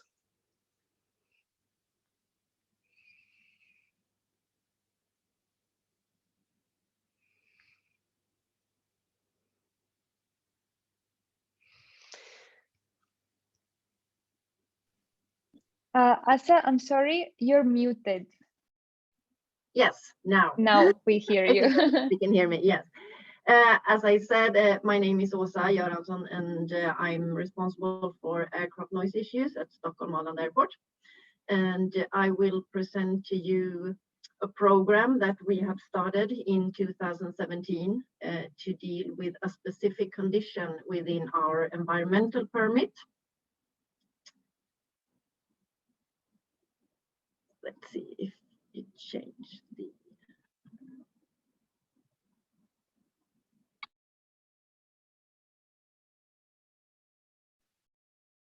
Asa, sorry, you're muted again.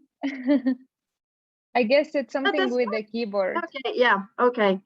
Now, as I said, in 2017, we started a program called IRIS, which stands for Non-Straight-In Approaches, Stockholm Arlanda Airport.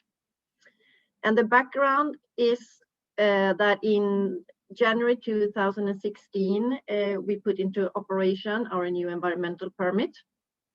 And in that permit, we have a special condition called condition number 10, which states that whenever possible, we shall avoid a densely built up area called Upplands Väsby, with approximately 47,000 inhabitants situated about 30 kilometers south of the airport. Upplands Väsby is the only community within or around the airport that is actually mentioned by name in our environmental permit. So they have like a sort of a special place in this work. Also in the environmental permit, we have a requirement that states that we will develop techniques for and the use of non-straight-in approaches at the airport. And we also have to report on the development to the authorities every third year. And we had our first presentation in January 2019. We see that the only way to be able to avoid Upplands Väsby when we use runway number 301 right for landing is the use of curved approaches, or specifically RMP-ARs. We started IRIS, and the aim of the program is that to fulfill the conditions in the permit of the airport, of course, and specifically condition number 10, and also to advance the research situation in a number of different areas, improve more effective and develop technology to reduce urban noise exposure. We see that curved approaches could actually be used to avoid other areas than specifically Upplands Väsby.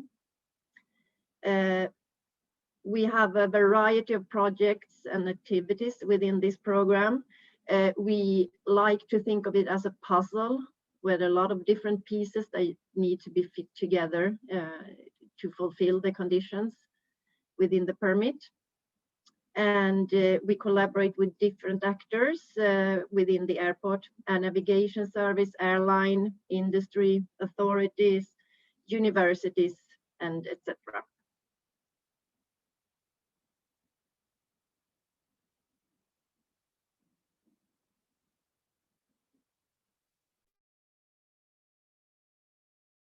I'm trying to change the picture, the slide here. Oh, now it's. So the first project within the IRIS program is a pre-study called Öka, and Öka is Swedish for increase. And the focus of Öka is more on the softer values than just technique. It's more like the human factors between the decision to make a curved approach or a straight in or an ILS approach. We have conducted interviews and surveys between September last year and January this year. We were asking pilots and air traffic controllers to contribute with experience and opinions concerning the curved RMPAR approaches to Arlanda. There were 11 two-hour interviews with a total of 122 pilots from SAS and Novair, SAS being the largest airline here at the airport, and also Norwegian with a few pilots were included, and 38 air traffic controllers from the Stockholm ATCC.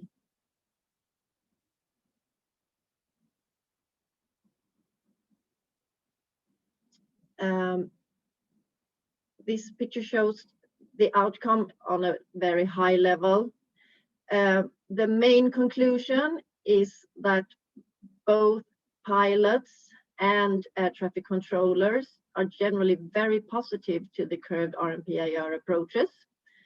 They of course have different objectives when it comes to the procedures.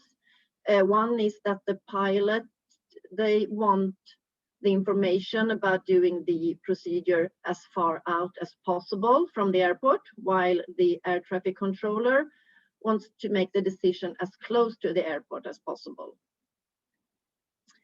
There were a lot of recommendations and opinions given in free text questions and from the interviews. There were also around 20 possible actions that were identified to increase the frequency of the number of curved approaches being made. Some of them included that the RMPAR capability of the aircraft in question should be presented via ATIS and also in the flight plan. Develop RMPAR decision support for the air traffic controllers. Develop simple and short procedures without too many speed restrictions. More RMPAR simulation, simulator training for both pilots and air traffic controllers. And as you can see here, the figures are actually in Swedish, but if you look at the scenarios, you have scenario 1, 2, and 3, and there were different scenarios that were presented to the pilots. And the first scenario was 14 nautical miles from top of descent, and on 80s it was read ILS approach, runway 01 right. And the question was, would you choose an ILS approach or an RMPAR approach? In scenario 2, the scenario was still 40 nautical miles from top of descent, And in this scenario, the 8 is read ILS approach or RMP-AR approach, runway 01 right. And the question was still if you would do an RMP approach or if you would do a straight in ILS. In scenario 3, you have plenty of time to top of descent, and the air traffic controller has asked you if you want to do an RMP-AR. And as you can see, that scenario gave us the highest rating for the RMP-AR. So it is clear that the pilot wants the air traffic controller to ask if he or she wants to do an RMP-AR approach, while the air traffic controller thinks that the initiative should come from the pilot, since the pilot is the one that knows if his or her aircraft is actually equipped to do an RMP-AR approach, and also if the airline has the right permits and so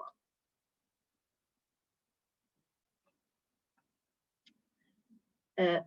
Then we have another highly technical project that is called BKI, and it's a decision support system for curved approaches, and this is for the air traffic controllers. It is a research and development project where we're developing a prototype for a decision support system for the air traffic controllers. It's not a completely new system. It's like an add-on to the system that they already use.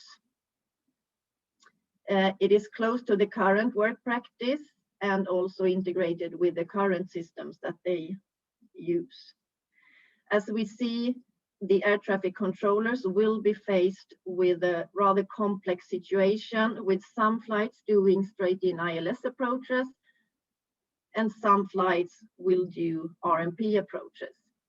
So the tool that they have needs to be more specified to try to single out which flights are doing what and which flights could actually do the RMP-AR approach.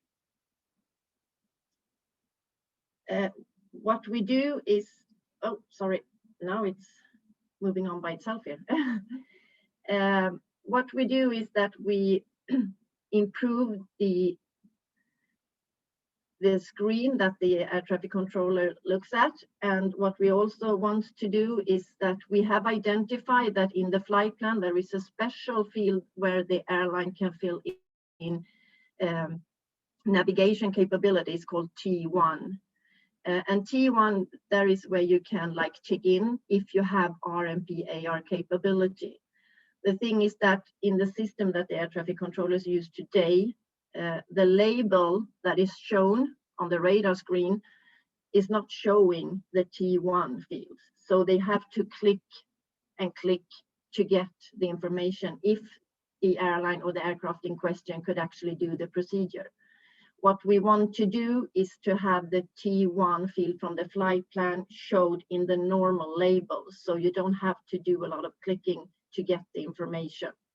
In that way, it will be easier for the air traffic controller to actually offer the pilot to do an RMP-AR approach instead of an ILS approach. We have come quite far in this project, and the user tests will be starting in April now, depending on the COVID situation, of course. We have some problems with simulator training and things like that, as you can imagine, since there are travel restrictions and other restrictions in place due to the pandemic situation. But hopefully we can start during the spring. I think that is all. And this is just like a picture of how it could look like on the screen for the air traffic controller, with both straight-in approaches with ILS and also curved approaches from different angles and from different directions to the airport. Thank you very much for this very interesting presentation. Perhaps you could tell us a little bit more about the motivation to launch this project. So why were you launching the project at Stockholm Arlanda Airport? We were launching it as an effect of the new environmental permit and also the condition number 10, where we are supposed to avoid Upplands Väsby as far as possible. And also the condition 17 regarding the technical development. We quite early identified RMP-AR approaches as the only way to avoid noise sensitive areas, not only Upplands Väsby, but noise sensitive areas in general. So we needed to dig deeper into that, and also not only working with the question just at airport level, we needed to include other functions and other expertise in this area and create something that was not only a project between the airport and the air traffic control. So that was more or less the background or the reason why we started the program. And it started as a project, but then, as I said, we quite quickly identified that it needed to be more of a puzzle with different pieces being put together to solve this problem, or to be able to live up to the environmental permit, more or less. Yeah, thank you very much. That also illustrates the complexity of the whole situation. Yes. Yeah. And how will the success of the project be assessed? Well, in one way, it's quite simple. We want to increase the number of curved approaches. In 2019, we did 1,062 curved approaches to runway 01 right, out of approximately 28,000 arrivals to that runway. And that might not seem like a lot, but then you have to keep in mind that in 2017, we had 12 RMP-AR approaches to that same runway. So I think it's quite a significant increase. And that is the easy answer is that we want the number to increase, but we will never reach 100% curved approaches. If I may interrupt, I see ANIMA project coordinator Laurent Lelekian has his hand up. So Okay. please, Laurent. Yes, indeed.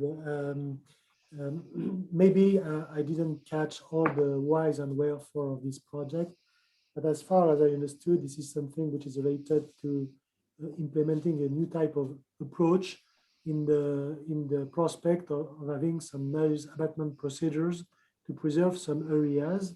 I understood also that this project is involving authorities, airlines, companies, traffic controllers, that you made some surveys with the pilots and also with the traffic controllers.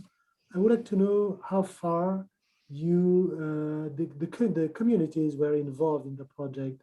You claim that you are aiming to reduce the noise in a given area, but are the people living in this area, have they been consulted in this process or not? Well, they are not involved as such as they have representatives within the project, but they are invited when we have our presentations every third year, like the first one that we had in 2019.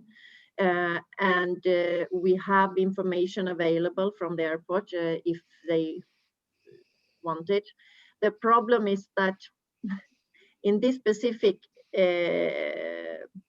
with this specific area, they think that it should be quiet all the time, no matter what.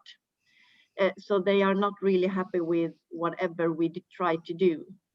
They see also, of course, that the curved approaches or the RMP-AR is the only way to be able to avoid their community, of course, but they are not involved as such. Mm-hmm. They know what we do and they know the aim of it, but they are not involved other than that they are invited to the presentations we have every third year. Maybe another question. When you explain and introduce what you're doing, is the narrative not too technical, too technical for maybe some people who are not so acquainted with very technical notions of noise and of aircraft management of noise procedures. No, when we communicate with our neighbors, if it's within the IRIS program or in any other, like a noise complaint, for example, we keep it really, really simple. We don't use abbreviations, and we try to keep the language as simple as possible. So I don't think that is a problem, that they don't understand what we do or what we want to do. We try to describe and answer them as simple as possible. Thank you. Thank you. Thank you very much for this nice bridge, Laurent. I was actually wondering whether you expect that the project outcomes can improve the quality of life of the residents. Well, yes, of course. I mean, if we can increase the number of RMP AR approaches, and also, of course, the number of aircrafts that can actually do the procedure. At the moment, there are approximately 40% of the airline fleet that trafficking Arlanda that has the possibility to do the approaches. So one part of the IRIS program is also to encourage the airlines to apply for the permits and equip their aircraft and train and educate the crew and so on. But if we can get the numbers up, of course, the conditions for the areas around the airport will improve. But I think one thing is really important to keep in mind, and I can't really stress this enough, is that when you take the aircraft noise away from one area, it doesn't disappear in a magical way. It just moves somewhere else. So if we can make the situation better for Upplands Väsby, there will be other areas that will be affected because the curved approaches need to be placed somewhere too. Those procedures will need to pass over people. I mean, it's unavoidable, because it's also quite attractive to live close to an international airport with all the benefits that give. But you also need to be aware of that. You also have to take the negative side of that. So that is, like, I really need to stress that the aircraft noise, it doesn't disappear, it just moves. Mm-hmm. Thank you very much, Asa. I'm checking the Q&A box. There are 2 questions for you, so maybe one of them we can answer here very quickly. And the question is, are there any restrictions as weather conditions when it is not possible to use curved approach? Yes, there are a lot of different, I mean, the weather needs to be right, the right runway has to be in use, it has to be the right aircraft with the right equipment, with the right crew, with the right permit, and so on. And the traffic situation as a whole, of course, affects the frequency. So there are a lot of different factors to take into account, but we are trying to look into all of these within the IRIS program.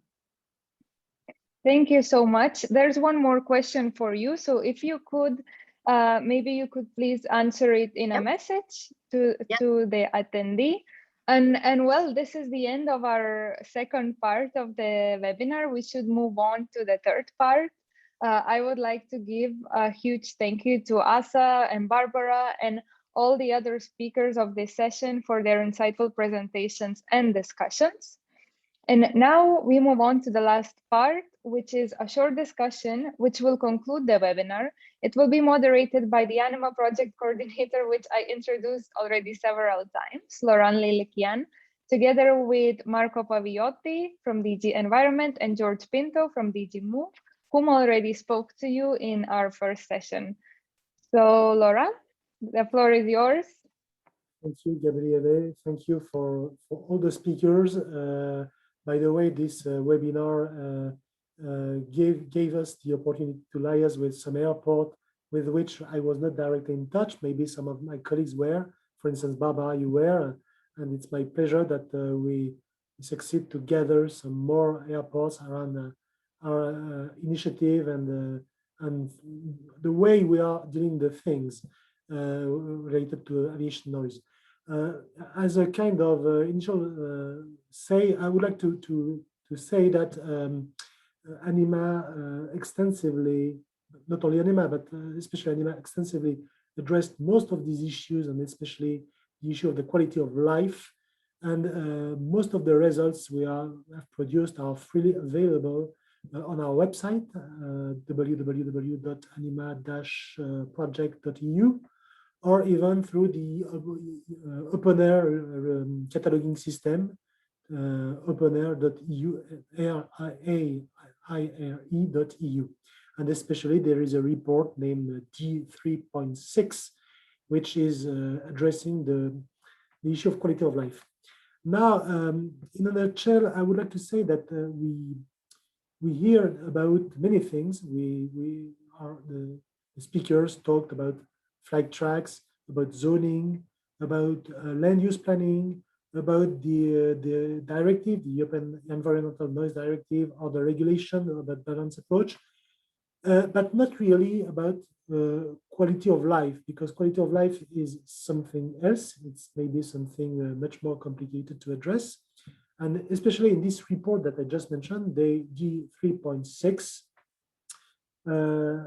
it is written by my colleagues that effective interventions with regard to quality of life must be based on fair, inclusive, and transparent dialogue with the stakeholders, with the neighboring communities, with all the stakeholders, including those who are representing the silent majorities, those who are representing the economic beneficiaries of the airport, and also the vocal people which are against the noise, of course. It must target the health concerns. It must also improve the living environment, indoor and outdoor, and it must favor social life and leisure. So with all those constraints, I have a first question for Jorge Pinto, for instance. We are, with all those constraints, improving the living environment, favoring leisure, being based on fair, inclusive, and transparent dialogue, we are clearly dealing, or at least addressing, something which is globally called under the name of social responsibility of the airport, social responsibility of enterprise. And my question is maybe a little bit, to say, philosophical. Aren't we expecting too much from these actors in a quite vivid competitive environment?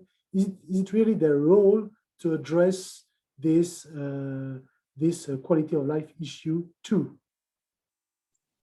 Thank you, Laurent. Thank you for your question. I think yes. So the short answer would be yes. And the long answer is that indeed we are facing a special moment, so a huge challenge, as we have discussed this afternoon, and as all of us know. And indeed, when we talk about responsibility, we need to talk about the share of responsibility, right? So, and to big challenges, we need big answers and big initiatives. So this must imply that this responsibility is indeed shared by all the actors and all stakeholders. And in this specific context regarding airports, well, airports themselves are actually doing a lot of good work in that sense. So they have their own initiatives. ACI, for example, is working on them regarding or supporting even airports increasing their responsibility and their actions in terms of environmental impacts. All types of environmental impacts associated with airports. So I think the industry has a role to play, is already playing it, but of course, like everything in the world, there's always extra actions that one can take. So answering directly to you, yes, of course, is a competitive environment, like it is the market per definition. But the competition does not mean or cannot mean that private entities don't assume their responsibility, in particular their corporate social responsibility. And I do think that in this specific domain, airports are already taking that on board. I'm sure they want to do more, and I'm sure that with adequate support, they will do more and they will play their role, which is essential. So I don't think that even airports would like to be kept aside the set of actions that they themselves and only themselves in some cases can play. And I'm convinced that airports will have a critical role to play in the near and medium term future. Thank you, Jorge. And as you said, they are certainly not willing to be alone, and there are many other actors, and especially the European Commission also, who has a role to play and who wants to play a role. And we saw with the Green Deal that this notion of much more environmental friendly Europe is also at the core of the forthcoming intervention and support for projects by the European Commission. But I personally browsed upon the first call of the Green Deal. I saw that many of the call for proposal of the topics are still addressed in a very technical way, technical and technological way. Maybe Marco, do you think that the European Commission is also aware and will also address these aspects linked to human beings? Because quality of life is also an issue linked to human beings. How far the call for proposal and the way the Commission is intervening address this issue of quality of life and human beings? I think the Green Deal keeps, as in the European policy, an eye always on the social aspects. In that sense, I think the quality of life, if I understand you correctly, the quality of life would mean that we don't simply look at the objective parameters, environmental parameters, such as the improvement of the CO2 emission or the reduction of noise or addressing biodiversity, but we do look beyond that, and we do look at other things that may contribute to the happiness of the people. So it means, what is their wage? What kind of infrastructure, what kind of leisure activity can be offered around? And that's what correct me if I'm wrong, is that what you mean when you talk about the quality of life?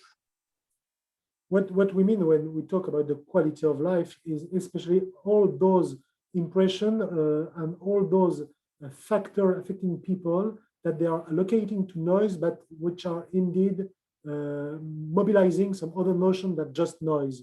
For instance, their working environment, their living condition, and they tend to allocate to noise some annoyance or some bad living condition that are also depending on some other factor. For instance, I had a colleague who is speaking about cognitive dissonance between the own representation of people and their actual living condition, which may differ substantially.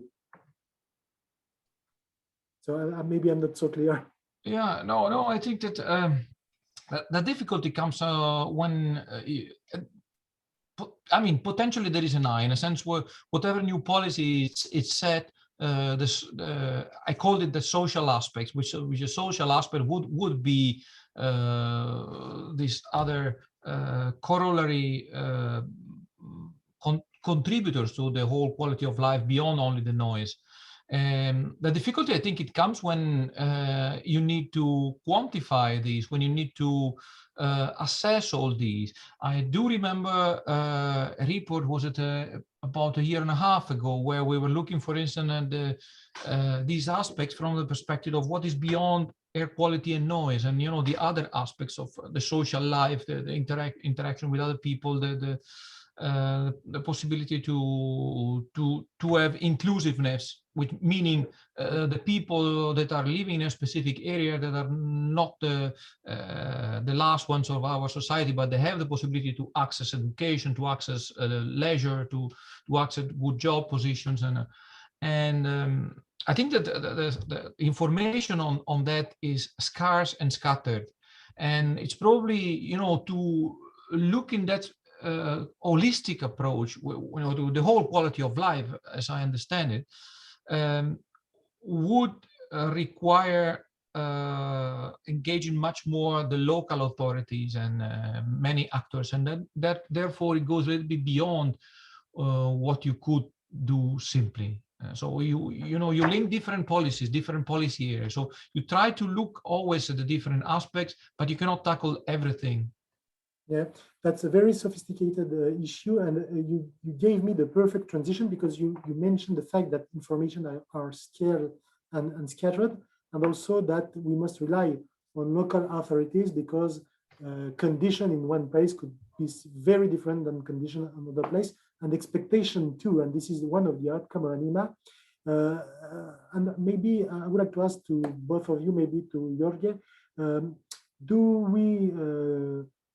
could we think to issue a kind, not a kind of set of rules, but a kind of guidance, which would be to some extent officially endorsed by the Commission, maybe based on the best practice portal of ANIMA, maybe based also on phenomena, on some other studies.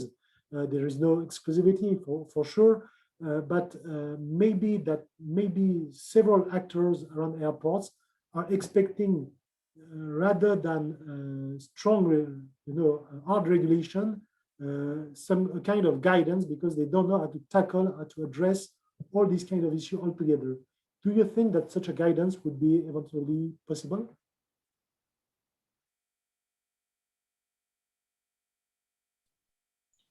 I don't see. Sorry, yes, I don't see why not. Yes. So together with the legal enforcement, guidance is always practical, and indeed, if you can have a common approach in terms of guidance that could support all the stakeholders around Europe, I don't see why not. Mm-hmm. Okay, Marco, you would like to guidance? Yes, I think that it's always a powerful instrument, provided you find the key to induce the people to use that guidance. And I would say also to keep guidance relatively simple. I try myself to be in the mind on the chair of the local authority officer that is dealing with plenty of different areas. And noise is just one of those. And even when we talk about noise around the airport, for instance, well, the big airport authorities, I mean, we are today, again, Heathrow. Nothing against Heathrow, but it's clear that Heathrow is the biggest airport. They do have these resources, but do all other airports in Europe or in general in the world have the resources to have a thorough understanding on a specific topic, which is complex per se? And therefore, I think guidance, yes, provided that there is a bit of mandatory requirement. It's not just guidance for guidance. Otherwise, you don't need any endorsement by the Commission or anybody. If it's the same as reading a publication on the internet, everybody can have access to it. You need somehow to have a legal trick, so as to say, you need to do it. And second, keep it as far as possible simple, because very likely the end user are not part of the community that we have here today, which is relatively, experts, closed. We know already the topic. We can go deeper and deeper. That person in Yazi airport is already an exception because he took part in the ANIMA project. But the next airport in Bulgaria will very likely not know about noise. No, you're right. And by the way, we emitted the idea in ANIMA that maybe with some support, maybe with some implementation action from the Commission, there could be a kind of, to say, Erasmus, but AIR, Erasmus, in which some advanced airport could hire some experts to some less advanced airport to explain to them how to proceed. It would be a good way maybe to share the experience. But why not? But this is an idea that I'm launching to you. Laurent, just to be crystal clear with everybody, with you, and to link what we said, we are having a study on the regulation 598 that is what you're saying in a very, very essential way, because the regulation per se is telling you do A, B, C, and D. And, it's extremely essential, but it is basically a regulation, a guidance in a regulation, and yet we have clear signs that this is not known, if not ever implemented, even though it's an obligation. Yeah, but I know that there is a periodic review every 5 years or every 10 years, but this regulation is not implemented yet, not everywhere, at least. Sorry to interrupt. I see that Richard Norman from Heathrow is raising his hand. Yeah. Richard, you're yeah. Yeah, I was just sort of picking up on what Marco said there.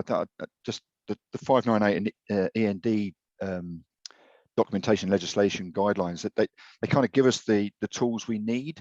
So I think that guidance said that the bits that I think are missing are perhaps guidance around one, and Marco mentioned it right at the start of this, how to assess the efficiency of interventions. How do we understand this cost effectiveness aspect that we're worrying about, and also how to sort of establish whether or not there's a noise problem and how to set an objective. The guidance around that, and I totally agree with what Marco said about keeping that as simple as possible so it's applicable at multiple levels and for multiple experiences, I think is really important.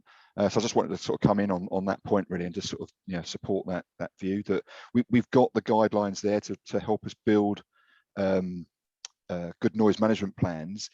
We just need some other tools and guidance around that to really make them sing, as it were.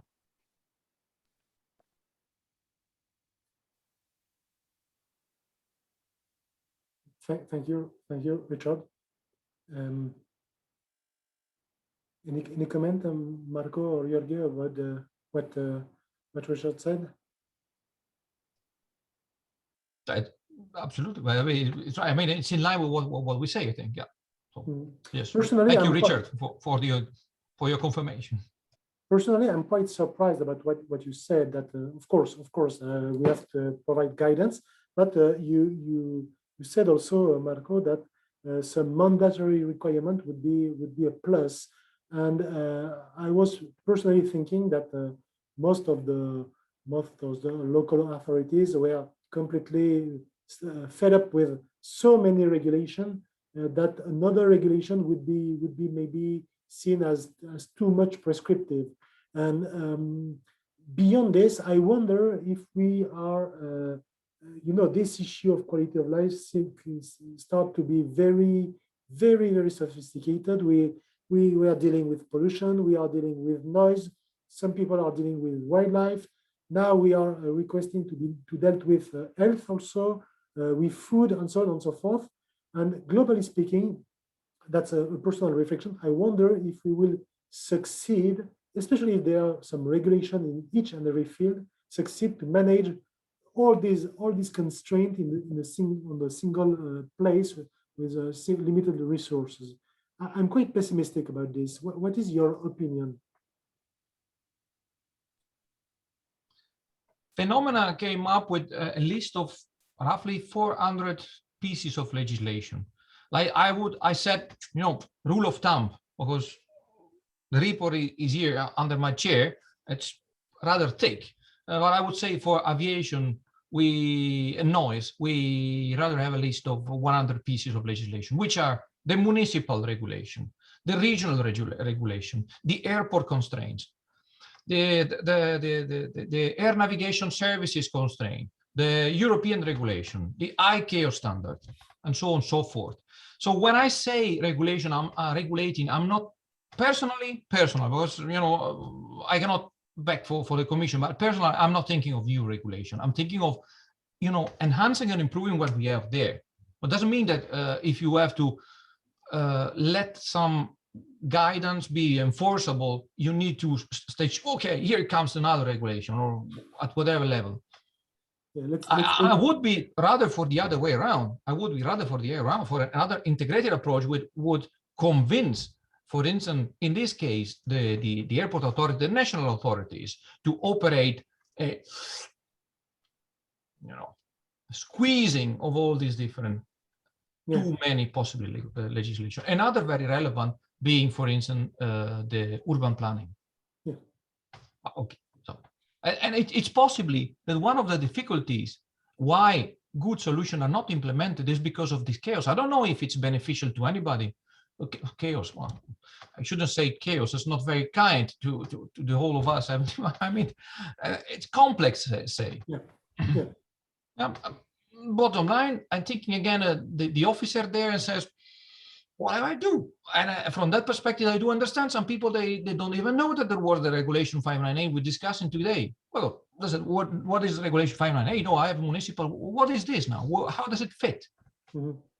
And so I think, but the guidance, if you want to have the guidance, I mean, you cannot just, either you just provide a website with possible option and everybody need to learn by themselves, or you're providing a guidance mean that you standardize, that you harmonize the approaches to the extent where you feel that it makes sense that the same approach should be there in place for all the locations.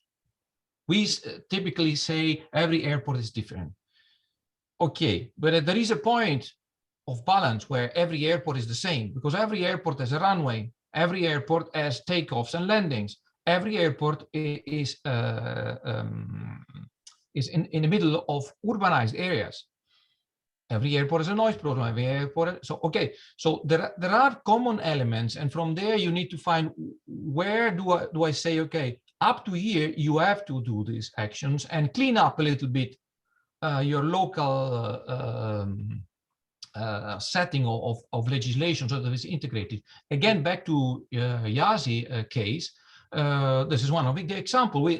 If I understand correctly, what the college were saying, they are finally in the process of adopting a legislation that would integrate the requirements for land use planning. So allowing the airport to have their own operation, linking these to the actions on noise reduction. Mm-hmm. And that's what I mean. That's what I mean. And that's taking back this example, it means that in the end, this is local people that find a way on how to mix this set of regulation to their objective locally, because they implement a new national or even national legislation in the intent to solve this issue of airport noise. And that's maybe a question also. We are relying, as for quality of life, one of the outcome from ANIMA is that we should rely to local dialogue, with a fair and transparent dialogue, and with a kind of, to say, democratic way to achieve a consensus, and to the will by the airport and authorities to endorse the consensus that will be found by all the stakeholders. Do you think, maybe, Jorge, that we are mature enough in terms of democratic mind, so that airport and airlines would accept that just average citizen could meddle in and give their opinion on some solution that would be, for instance, less noisy, which would be safe, but could be more costly for them? That's a good question. I guess my answer, and I could spend hours on that, because actually it's part of my previous life in academic research. But I think that's a learning process. It's a learning process. It will certainly be different from one country to the other, because there are different democratic practices in the European countries, that's for sure, and the practices and habits and expectations. But I would say that this is something that all the stakeholders have to learn. So even the people complaining, sort of saying, or the citizens complaining, there's a sort of learning on how to do it more effectively, how to do it more openly, right? So not complaining in the sense it's either this or nothing, so really the deliberation, as you said, I think that's an essential process. And indeed, I think that when we get to the point that there's a black and white choice, right? So it's either this or the other. Well, in some cases we need to get to that point, but I think that we should avoid that. And how can we avoid it is exactly as you were saying, Laurent, to foster this kind of permanent communication. And we have examples. Someone was saying here in the question and answers here in the Zoom platform, talking about the collaborative environmental management, right? So this is a good example of permanent communication, or trying to have a permanent communication between the different stakeholders at airport level. Why not to think of increasing this permanent communication to the population as well, right? I know that the CEM allows for that, but my point is that more than simply the consultation every 5 years or each time there's a change in terms of operations, I think that everyone, certainly the airports as well, everyone could benefit from having a more direct and permanent line of communication. And to be clear, line of communication doesn't mean whatever the citizens say is right or whatever the airport says is right, right? So I think that the principle of deliberation and consultation is precisely to avoid this sort of binary discussions, and that will exclude always one part.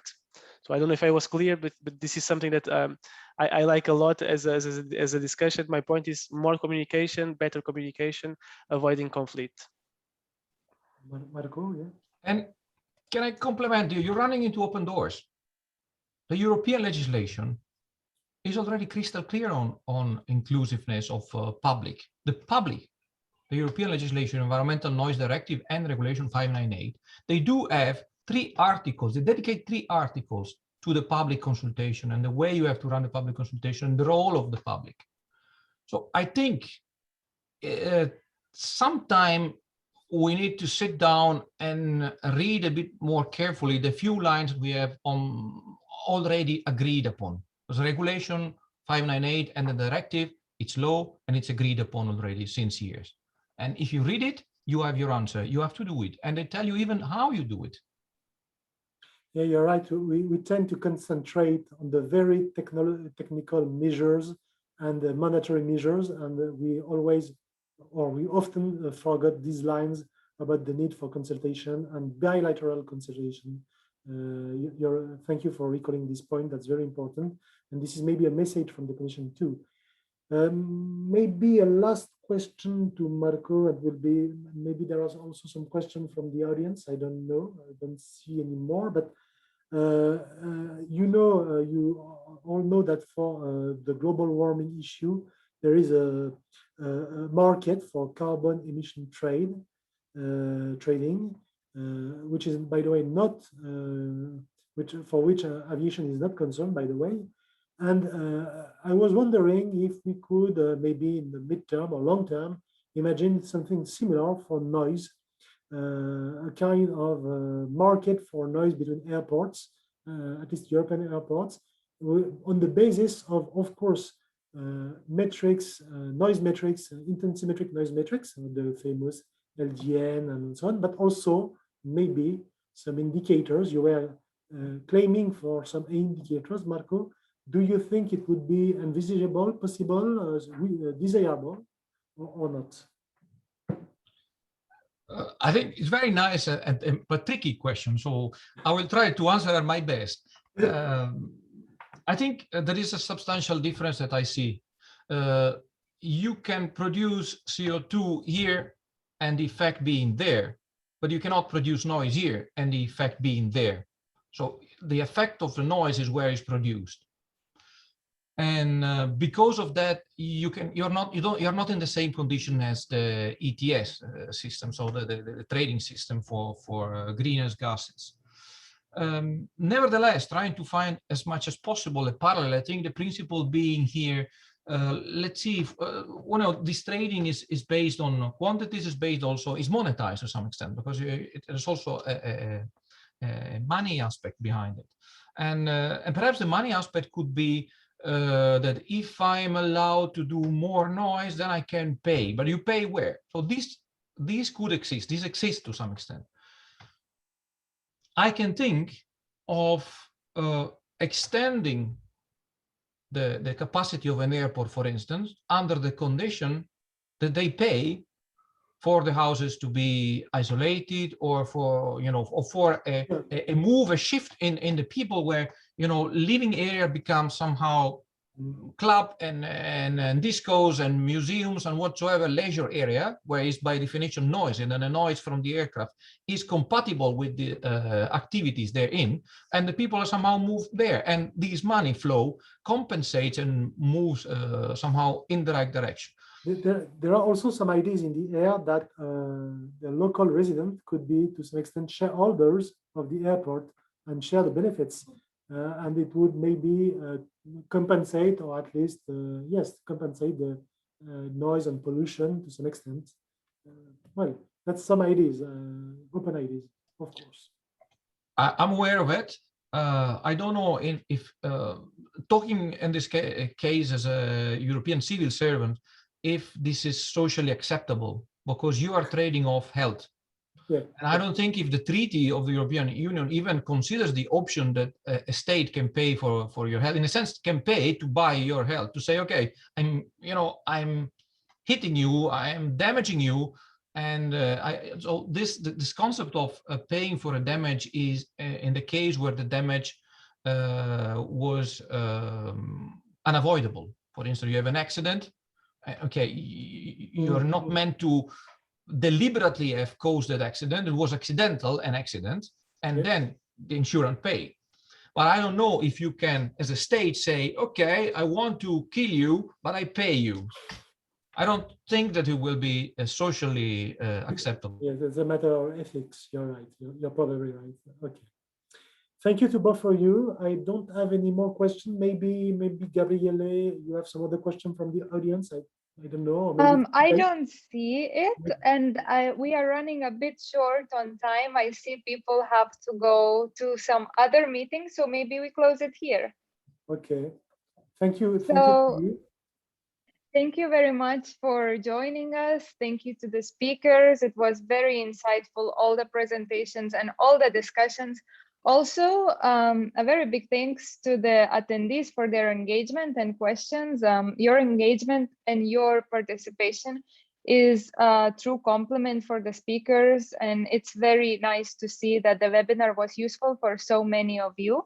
As I already mentioned, the recording of the webinar and all the presentations will be sent to you by email, and also you can find it on the ANIMA website very shortly. So stay safe, and we hope to welcome you to more online events or live events soon. Thank you very much.